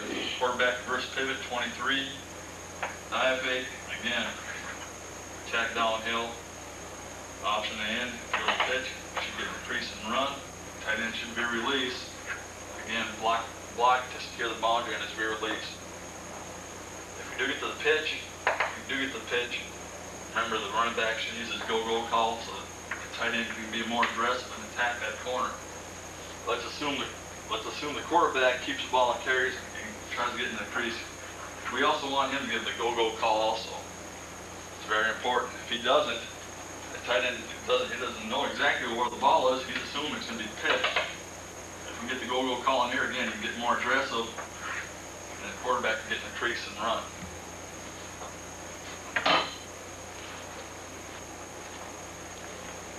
The other part of the 20 series is, like I said, 22, 23 dive. The reads for the running back that's going to get the ball again, it's strictly dive play. We want to make a lick on the perimeter as if it were to have a chance to pull the ball and get to the pitch. Read for the running back, it's the same as 42 dive. We're going to read the nose guard. If it comes toward us, it should cut back behind. Quarterback's going to use the same footwork he uses on 22, 23 option. Reverse pivot again. We want to get some depth on that pivot. We want to push off the right foot and reach back with the left foot and get some depth. Then wheel around and set the ball in. And then go ahead and ride and carry out the fade. Pitch, the dive backs and read the nose guard. Again, if he slants towards us, we should end up cutting back behind. If he slants away, it should be a track dive. On the nose guard here, if he's shaded on the left side of the center, we'll try to switch him up. And that is if he's shaded. If the movement on the switch takes that nose guard backwards anyway, the running back more or less will run the daylight. If it's backside, they'll take it there. If it's play side, should take it take north and south. Again, whenever he makes his cut and lunge, you should hug this block on the nose guard as tight as possible. Once he starts getting too far away from the nose guard, he's running into trouble on the side of him. Pitch back in, we just want to pivot crossover and go. Hopefully the full will take the backer out of there. We can break it back behind if it does go back behind. Our play action pass is a base down the line dive action, as Coach Hager has stated. Trying to get the defense to react to a run in a certain way, try to hit a receiver in an open area downfield. What we like is our 96-97 series. It's down the line, it looks like zone, it looks like the 40 series, a dive option. And to the defense, it looks like run.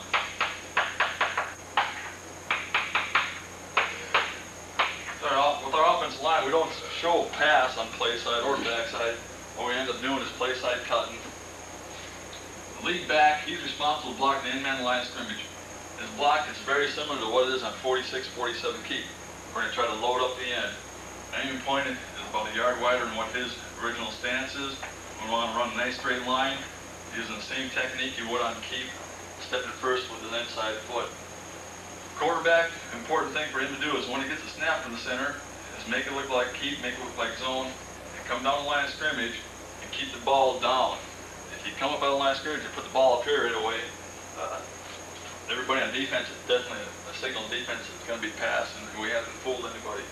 He's got to keep the ball down, make it look like zone, and he can try to get as much of the fake as possible at the mesh point.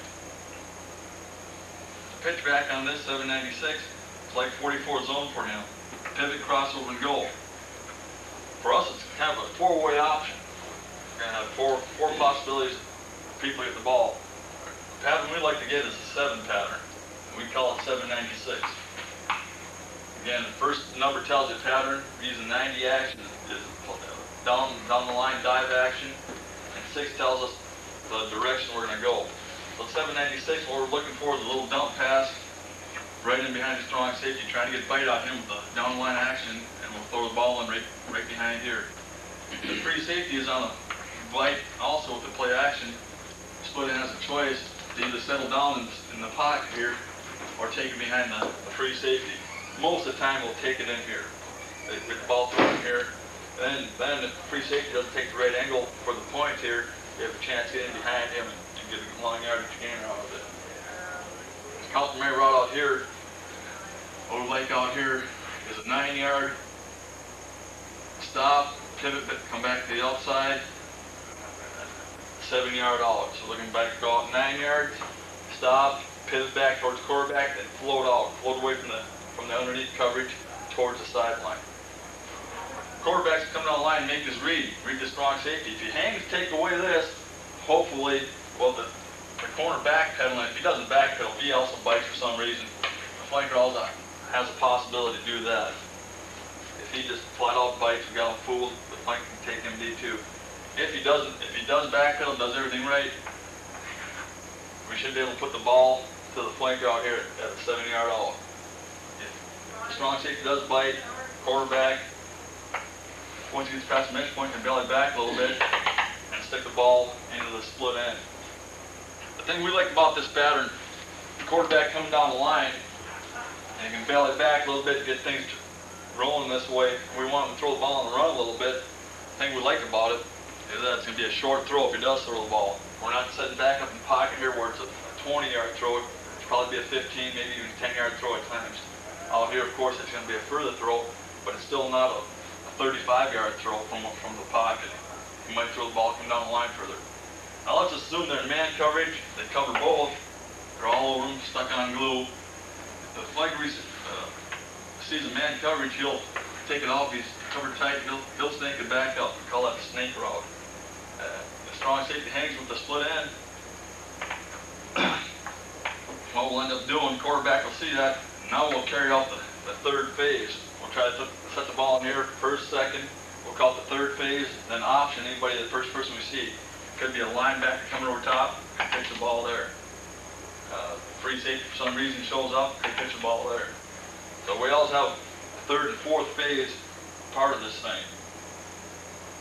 Also, one thing you might ask a question about, you get an end-on air out here. You get an end-on air. If we get an end-on air, what we'd like to do with the tackle, instead of trying to cut him, we'll zone step at him and look back for a linebacker on a possible plug. But with that still, the only thing that changes for the running back is his aiming point is a little bit wider, but he has him out to himself. That's the 7 pattern out of twins. Out of pro formation, let me see the twins here.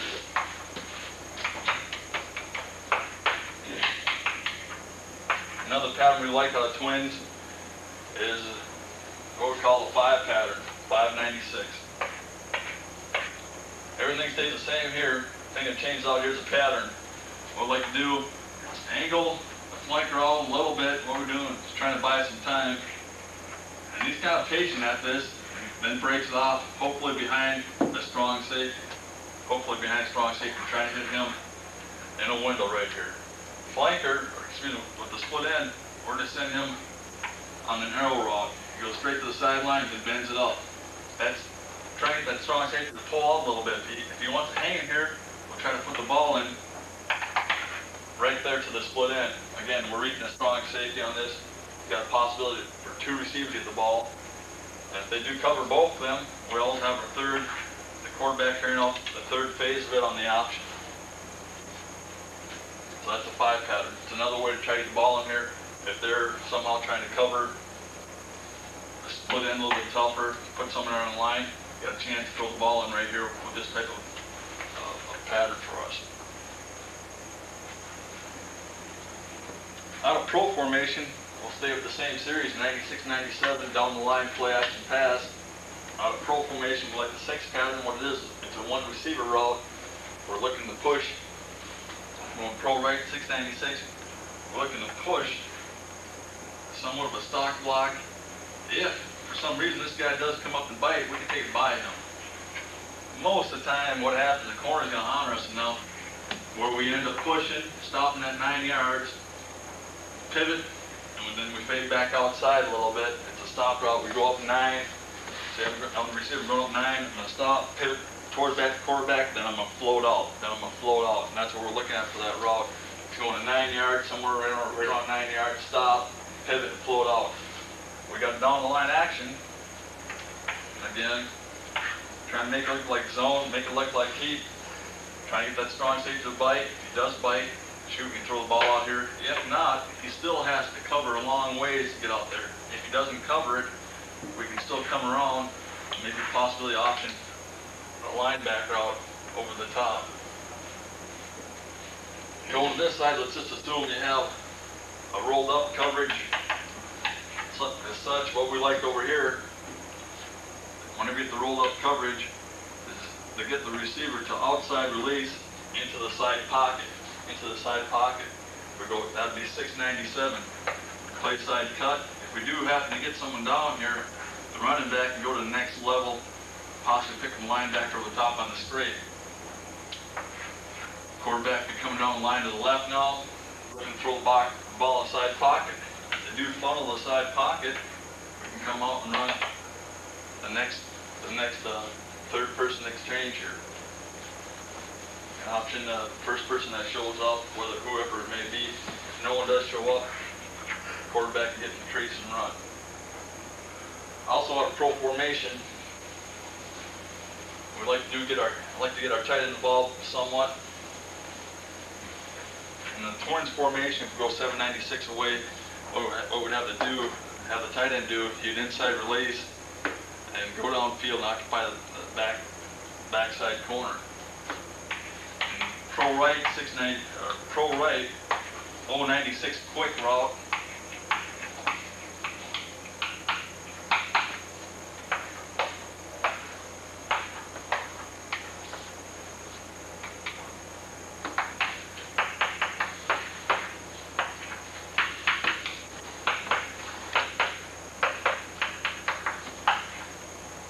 What we have the tight end run is what we call an arrow route, route.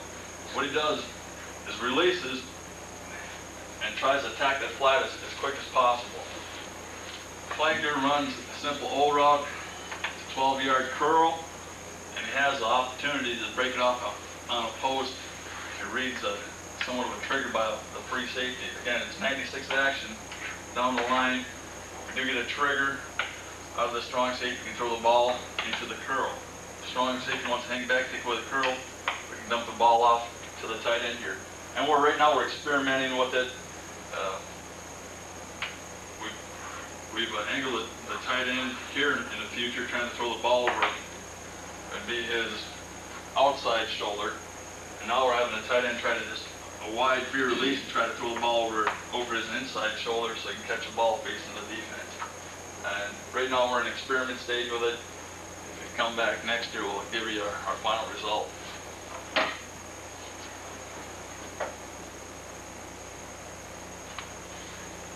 Our sprint out package has been pretty good to us lately. First of all, the blocking scheme in the backfield is what we like to get right here. Lead back, we want to somewhat build a little arc, I call it a semi-arc, and get leverage on that defensive end. Build enough arc to where you think you got enough leverage where you can attack him, and then we can get the ball outside. If you attack too soon, the end can still contain us, or we have to waste the second back on him, and then chances are, if the quarterback's forced to carry the ball, we don't have anybody to escort the quarterback. So it's the duty of the lead back on the end. We want to go one back for the end, and we want one back for the escort. So it's got to be the running back. He's got to get a feel for it, take some time to practice it, and build that thing as wide. This guy might play pretty soft out here, so you got to keep on getting some width on him. When you feel you got the leverage on him, then you can attack. We tell the running back, if this guy decides to go here, then try to get here, the quarterback's got to have the ability and the speed to be able to outrun that. But you still got to be under control to be able to react back up to him and at least get a chunk of him. Get a chunk of him right here, just maybe an arm on him and knock him back off his path. Well, there'll be no problem getting the quarterback outside. Second back, like I said, the pivot, crossover, and go. And you can't be wasting time right here. The quarterback's going to be coming back around on a sprint out. If he's dogging right here, there might be a collision. All right, so the second back, his responsibility is to help out the end. Let's say he does free up, we want to help out there. If he's taken care of, we want to look for a secondary, something out of secondary coming, whether a secondary stunt.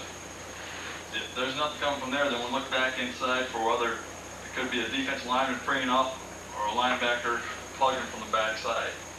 So that's our responsibility. Help out in the end, look for a secondary stunt, the linebacker coming in or a defensive lineman freeing up, coming back from the backside. If all these things are taken care of, then we can escort. Quarterback on the sprint out, what we're looking for is get a depth of no less than 5 yards and no greater than 7. What we're looking for is 6 yards. Going the right, if you're a right-handed quarterback, we're looking to get about 6 yards deep. All we do is open up the right foot and get some depth, make it look like possibly a drop back at first. If you take too sharp of an angle, you got a chance for a collision for the second back. So you got to get depth. Your first 2-3 steps, let that back go, let him clear, and now we can round it out. When we throw the ball, we want to throw it on the run. Here's a couple routes that we really like to use. One route is a very simple route. Again, it's a stop route for 18 stop. What we're looking at is going 9-yard stop and settle down with the inside receiver, the split end. Flanker would be doing the same, 9 yards, settle down, and he can float out a little bit further than what the split end does. The reason why we want that is get more separation between the two, so the strong safety can't sit here and cover both. If he floats too far, strong safety can float, then try to get underneath both of them. If he just settles a little bit here, strong safety, if he wants to float way out there, then we can stick the ball in here for easy completion. If the strong safety sits, chances are to throw the ball out here, stick the ball out here for the flanker, to the flanker for easy completion. Again, it's a read for the quarterback, read the strong safety, throw where he isn't. The second route we like out of this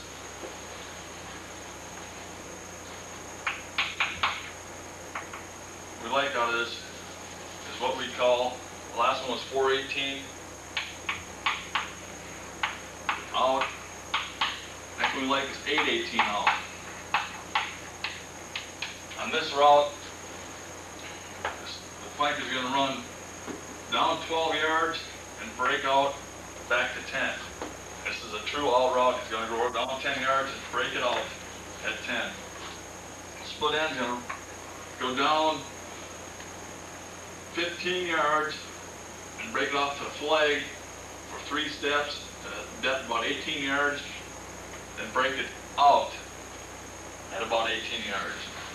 We call this 818 out. It's a deeper route. It's third down and 15, second down and 25 or something like that, where we want to get some yards back. What we're trying to do is get the corner to bite on the out route, throw the ball in behind him to the split end. And it's got to be a good route by the flanker. You can't run just something like this. Free safety could get over the top. You got to run, push him to the flag, then break it back out at 18 yards. That's the second route we'd like out of that. On the backside of all these routes by the tight end, what we'd like to do is get him the inside release and break him into the hole. Something that we haven't done in the past, try and throw something back to the tight end in the hole here. There's a good possibility in the future where we could be looking at something like that. Last route, we run out of sprint out. Excuse me, the first route I said, that this one was a stop route, 418 stop. Next route, 418 out.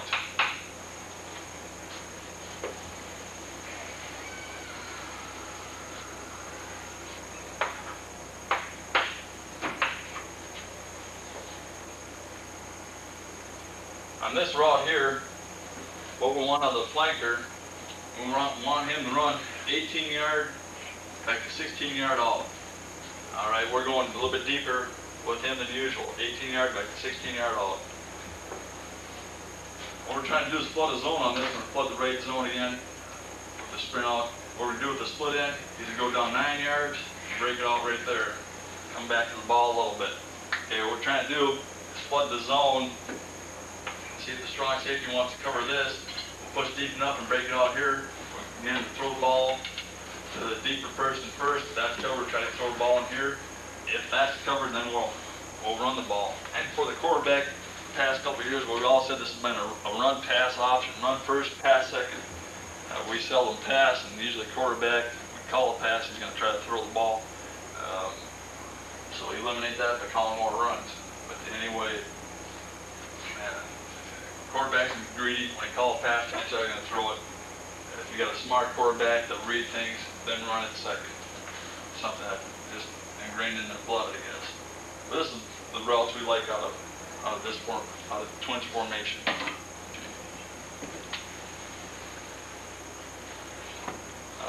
We do have somewhat of a drop back series. We call it the half sprint out, 12 and 13 series. It's a way to get, we figured it's a way to get the ball back to the tight end on a throwback, or back the ball to the running back somehow in our throwing game. Again, 12 and 13 series, we like a route that we call 412 hide. What we do on this route, it's definitely a route going the choice route between for the quarterback, between the tight end and the running back. These two receivers here are decoys. They want these guys to run off the coverage on a 4 pattern. What we're looking for right here, the tight end's going to outside release and circle back in and look for a position between the two linebackers. If they're sitting here, he'll sit back all wide. If he's got a chance to get back into the hole, he'll work his way back into the hole. And we're looking at a depth of about 15 yards for him right here. 15 yards. It's 12 action. It's going to make it look like sprint out, but we're going to pull the quarterback up behind the tackle. Once in a while, they're going to get greedy and pull up too soon. I'm not going to show a lot of sprint out, and these guys won't flow quite as bit. And they'll sit back here and take away some things. The idea of this, get the quarterback to show as much sprint out as possible, have him set up behind the tackle, laid back. He'll work over, hide for a little bit, and hide for a little bit. Want him to maybe help out in defense a little bit, help out in the offense, and then hide, and then circle back up. If we got zone coverage, we want him to find a hole, find an open window for the quarterback to find him. If this is covered, we'll try to find the running back underneath. If you get man coverage, we want to take it across. We want to take it across. The zone coverage, we want to find a window at a depth of no greater than 5 yards. No greater than 5 yards. And quarterback, backside back, will come protect off the butt of the right tackle. Quarterback will set up and look for the tight end first in the hole or backside of the hole. If that is covered by a backer, we'll look underneath to the running back.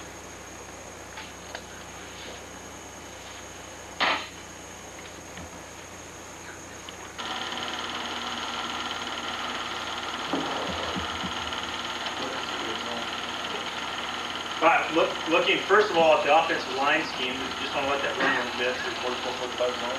See what's going on 44-45 zone. We're going 44 zone here. Got the center going reach cut. This is a special call we make here. He's driving the man across the line of scrimmage rather than taking straight cut. Backside guard is going to linebacker, as you can see. Taking a zone angle to the linebacker right here. We're folding, so we're crossover cutting. We've got the reach block placed side by the tackle on the 5 technique. He's getting stretched. You can see the arms come back to the delivery. You can see play side guard taking a zone angle, reading the foot. Nothing coming. He's working his way up the linebacker. Here the linebacker steps inside of him. You do see the reach stretch coming along with the zone angle all the way across the line.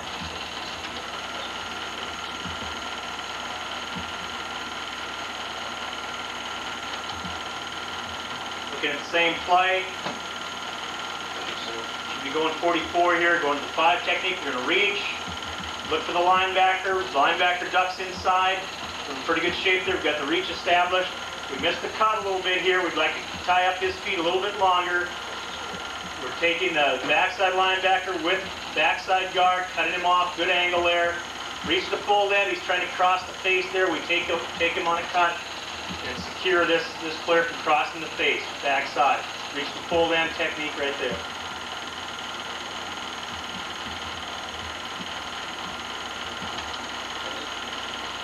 In the backfield, we'll be running, should be running 45 zone right here. Should be running 45 zone right here. Aim point to the inside hip for both the quarterback and the dive back here. Dive back to pivot crossover and go. Push and stock. Secure the sideline here with the split end. Backside cut off the flanker. Like a better angle here right now. Come across. Don't want to go work upfield too much. Should get it to a full read here. We get this guy reached.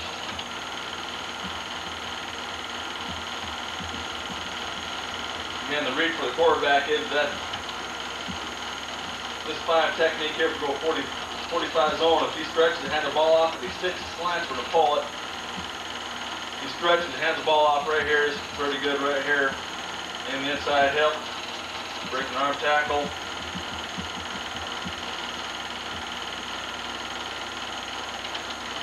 See if we can get a decent stock block picture here.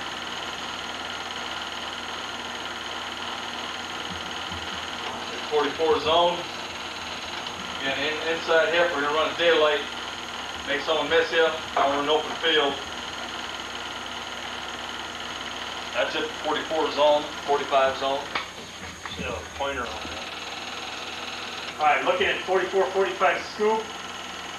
We're going to throw the 3-step reach right here with the tackle. You can see his arms coming back, delivering a good punch, getting stretched.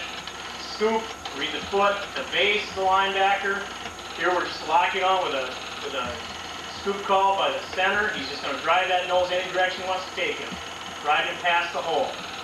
Backside, we've got a little different scheme on here. We've got the fold call. The tackle's going to cross over cut. Guard's going to release clean, look to wall off the linebacker. You can see the tackle extending, finishing off late with the cut, but getting it established and creating a running scheme.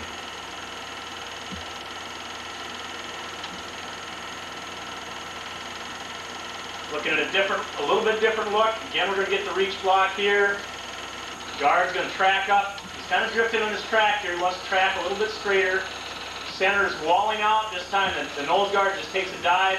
We just cover him up, trying to get him secured. You can see a little bit better angle on the full block backside by the backside tackle. Guard tracking up, getting a piece of that linebacker, rolling his hips in, walling him out.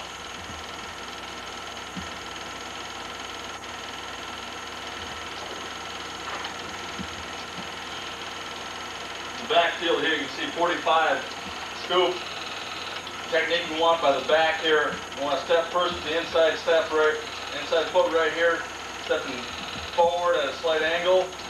Quarterback, hard to see his footwork, but what we're going to end up reading here, you can see the running back looking at the nose guard. If he slants, step back behind. Technique by the tight end on the backside, we're going to try to get inside, leverage on this person and wall him off, keep him from closing down on the running back here. See the running back make his read, he's slanting, step back behind.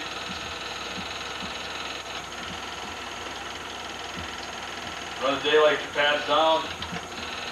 Again, plays coming this way, although it's a dive play all the way, we're going to have the receivers make it look like it's zone, make it look like there's going to be a pitch out here. That'll hold these D-backs here longer than trying to get an inside angle. If we try to inside release here, block him, to pull him right into the play. What we want to do is outside release, make it look like zone, make it look like could pitch the ball. Backside cutoff would like a better angle right across here right now. It should be running right there. You see he doesn't have the proper angle. This guy gets over the top of him. He would make the play if he would free up.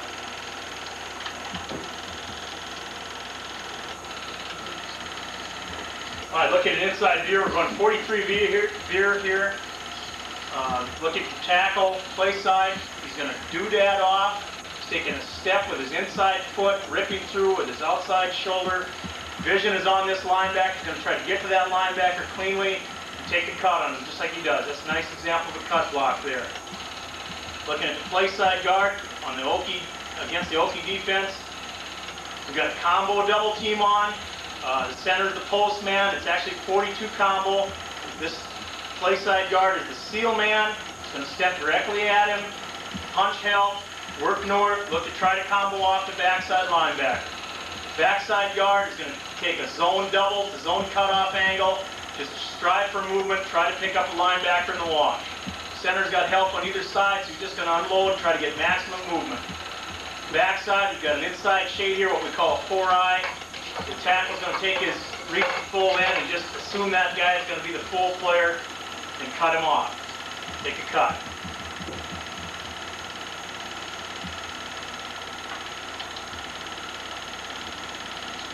A little bit different look here defensively now, a little bit softer nose, kind of a flex look. Assignments stay the same. We end up with a combo here, actually a read double team, because they've made it a tackle call. It's been an adjustment here. They're calling a switch. We're trying to get off with movement on that 3 technique backside. Work the guard up to the linebacker. Tackle should swing his hips around and seal him up like he does.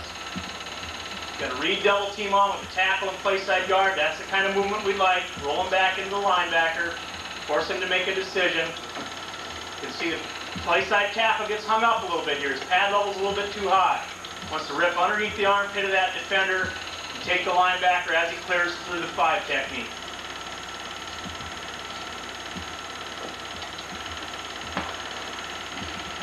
Look here on Veer in the backfield, 43 Veer.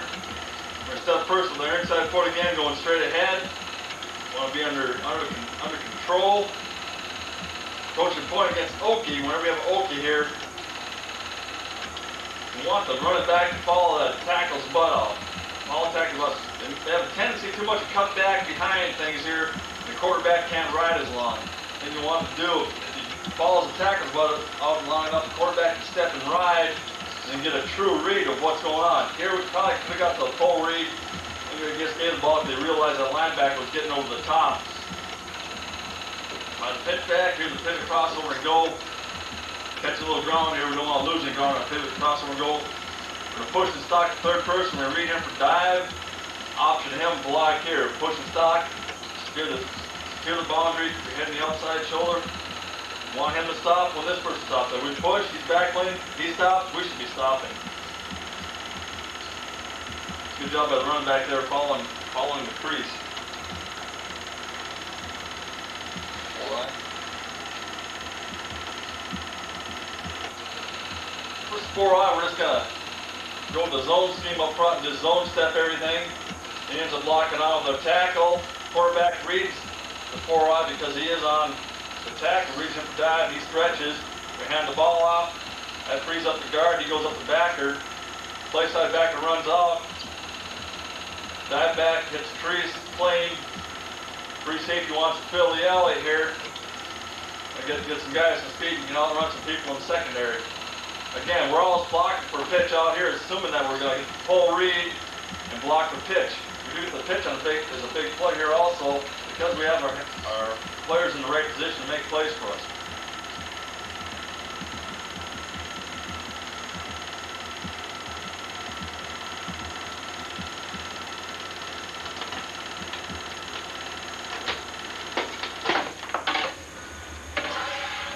Shane, is there a pause button in there? Doesn't work, Rocky. Really doesn't. You want to let next? You might as well stay with 40 seconds. Is there a pause button on the camera?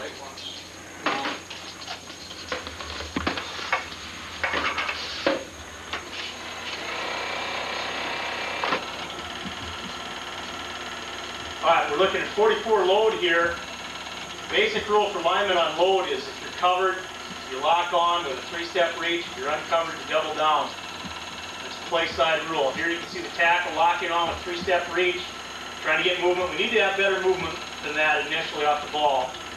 Uncovered guard is going to block down with the center. We actually end up with a combo situation, 43 combo, center being the post man. This guard has got to respect that nose guard a little bit more than he does here. You can see him coming off too soon. With load, we know that the running back's going to block that linebacker so we can stay on our double team a long time. Backside, we're going to reach the full end. Again, he's anticipating slant, just taking a straight cut with it.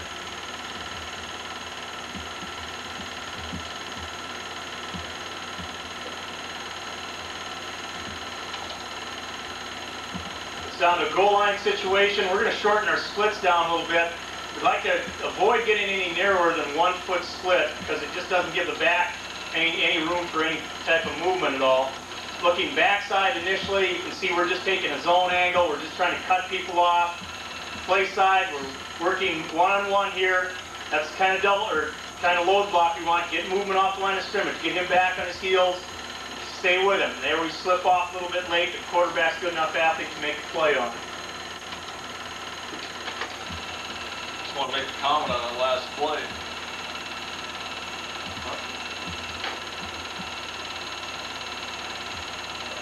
You know you're going to win the game, and when they don't cover up a receiver down here, it's going to be, you end up throwing the ball to them if you want it to. You have man coverage on this guy, but no one's covering here.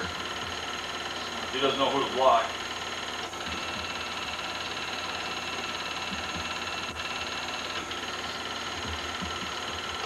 Run back down low to let get him through the crease and get him to the backer. A little option here. If he goes to pitch, the quarterback carry the ball. Because no one covers him, he ends up blocking the free. It's almost like a crack on 46 feet. He gave us one there. We're going to focus a little bit on that here or not. That's a tough one to see here.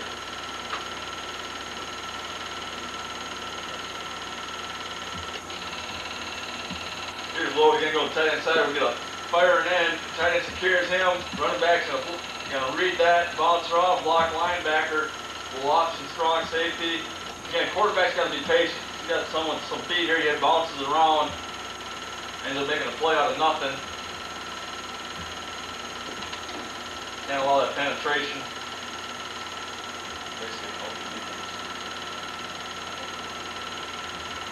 We're going to 44 zone, or 44 load.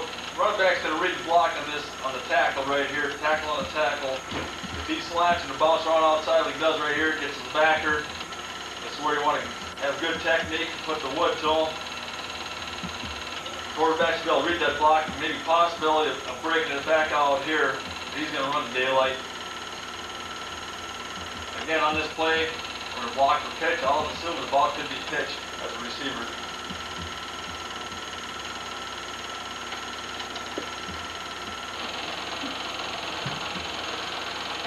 All right, looking at 47 keep, we're seeing an Okie variation here. We've got a 5 technique tackle.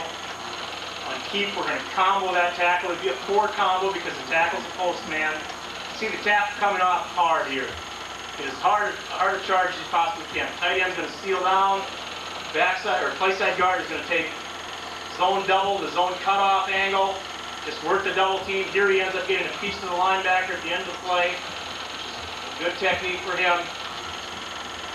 We end up with a fold call on here because it's a backside shade. Guard's going to cross over, cut the backside 1 technique. Center should try to come off clean here. Clean up to that linebacker, get a piece of him like he does. Backside tackle, reach the fold in. Find the fold player. There he is. He ducks back door. He's taking himself out of the angle of pursuit. Work your way up to the next level.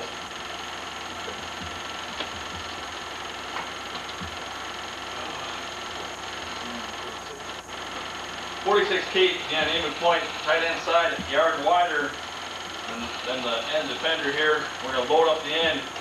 If he decides to go a pitch, dive back should continue up, maybe block inside linebacker, or depending where he's sitting, get maybe to the free safety.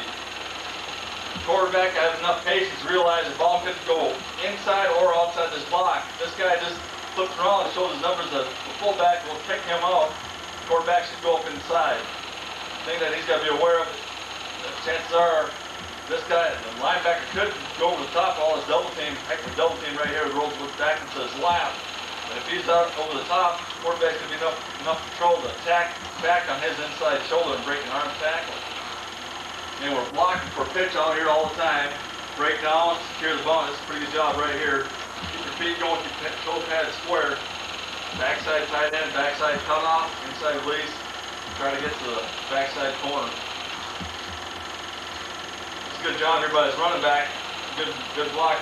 Quarterback had a little more patience. If he had a little more patience, probably did have a crease right through there. A little bit sooner. Might have gained a few more yards.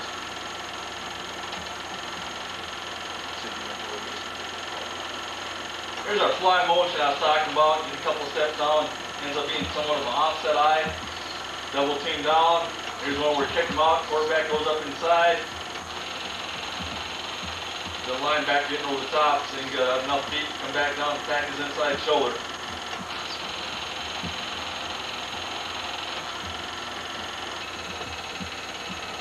Looking at 58-59 option. We're going to run 58 option here.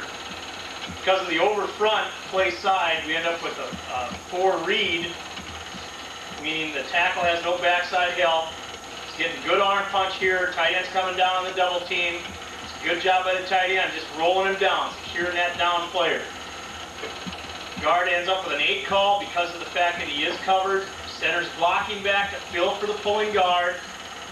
Guard's taking the pull. He's going to hug the double team. He'd actually like to have a little bit tighter the double team here because that's where the linebacker's going to scrape. He's going to scrape over the top of the double team tight.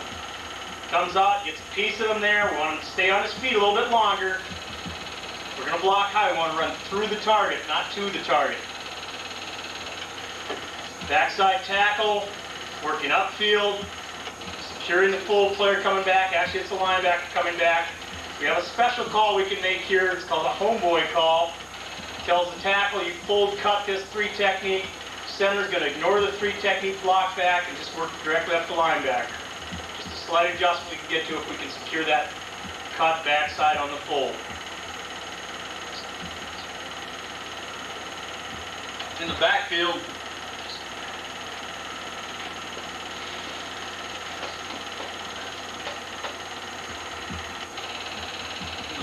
here, here's what we're talking about, the whirly bird technique by the quarterback. Like you step and get some depth, that left foot here, then pivot on it, and pause a little bit, let your pulling guard get out in front of you. If you get too much of a hurry, you'll be side by side, and we're not letting the guard accomplish what he has to do. Good job by the quarterback attacking the inside shoulder, forcing the end to commit himself to the quarterback. Now here's how we pitch it again. Toe points toward the direction you want to pitch the ball. Good job here by the lead back, building the yard. And on the outside leg, had a really good technique on the cut block, like to have a little better technique. Ends up being well blocked, good stock block up top here. Here's what we're talking about, securing the boundary. Once that secondary defender gets as close to the sideline, I'd like to see that flanker throw his left elbow to the sky, hook this guy and just drive him out of bounds.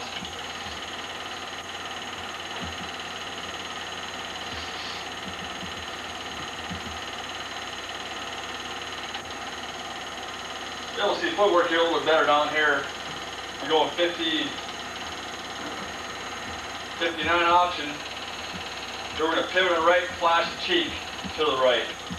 Then push off, pivot, crossover, and go. Again, you can see what that does. Holds those linebackers in. Both of them holds them in. Allows the double team tight end to get up that backer. Now we should have a chance for a decent play here. Good job by the lead back here, realizing that the end is going to go to pitch, go inside him, and we want to attack that corner and block him. It's the job of the lead back to block the corner one way or another. Second back should try to follow in his tracks here. When he bounces off, goes to the corner, he just keeps that relationship then.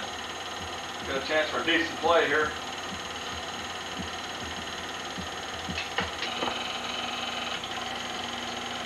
All right, looking at 796 for our play action up front. We're going to throw the cut, step in play side as we go. Tackle play side here has the option of making the air call if that ends up removed so that he has a hard time reaching him on the cut. Here he does a nice job getting both feet planted like we talked about earlier. We need to get a better rip with the forearm. He gets a little bit of a rip. We want a big strike with that.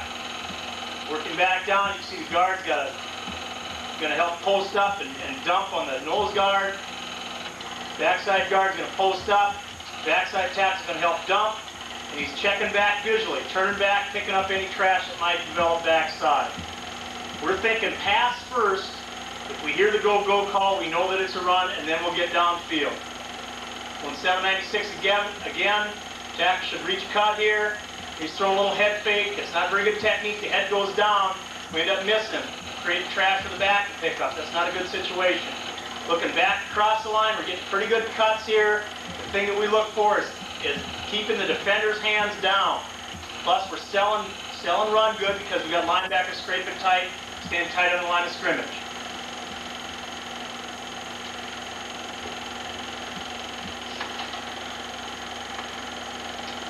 Play action pass in the backfield to make it look like zone or keep as much as possible down the line of the quarterback. Want to keep the ball down. Lead back's aim the yard wider. He's cut, we'll let him go. Here he's still on his feet. We're going to attack him, get his hands down. It's a good job attacking him and getting his hands down. Out here at the split end, we're in its fake stock, getting a bite and hit, and get a bite out of the strong safety, which he does. We want to throw the ball right in the window, right there. Now, as an adjustment, we got to be able to see this free safety taking the wrong angle. We should like to be able to throw the ball back behind him here. Tight end on the backside, want him to inside release, head downfield and occupy the backside corner. We've got to get a clean release by him. He's getting tied up in the trash here. Pitch back, pivot, crossover, and go. Here's that 9-yard back to 7-yard out. We like to run with a 7 pattern. He's going 9-yard stop, pivot back toward the quarterback, then float out, get separation from that strong safety.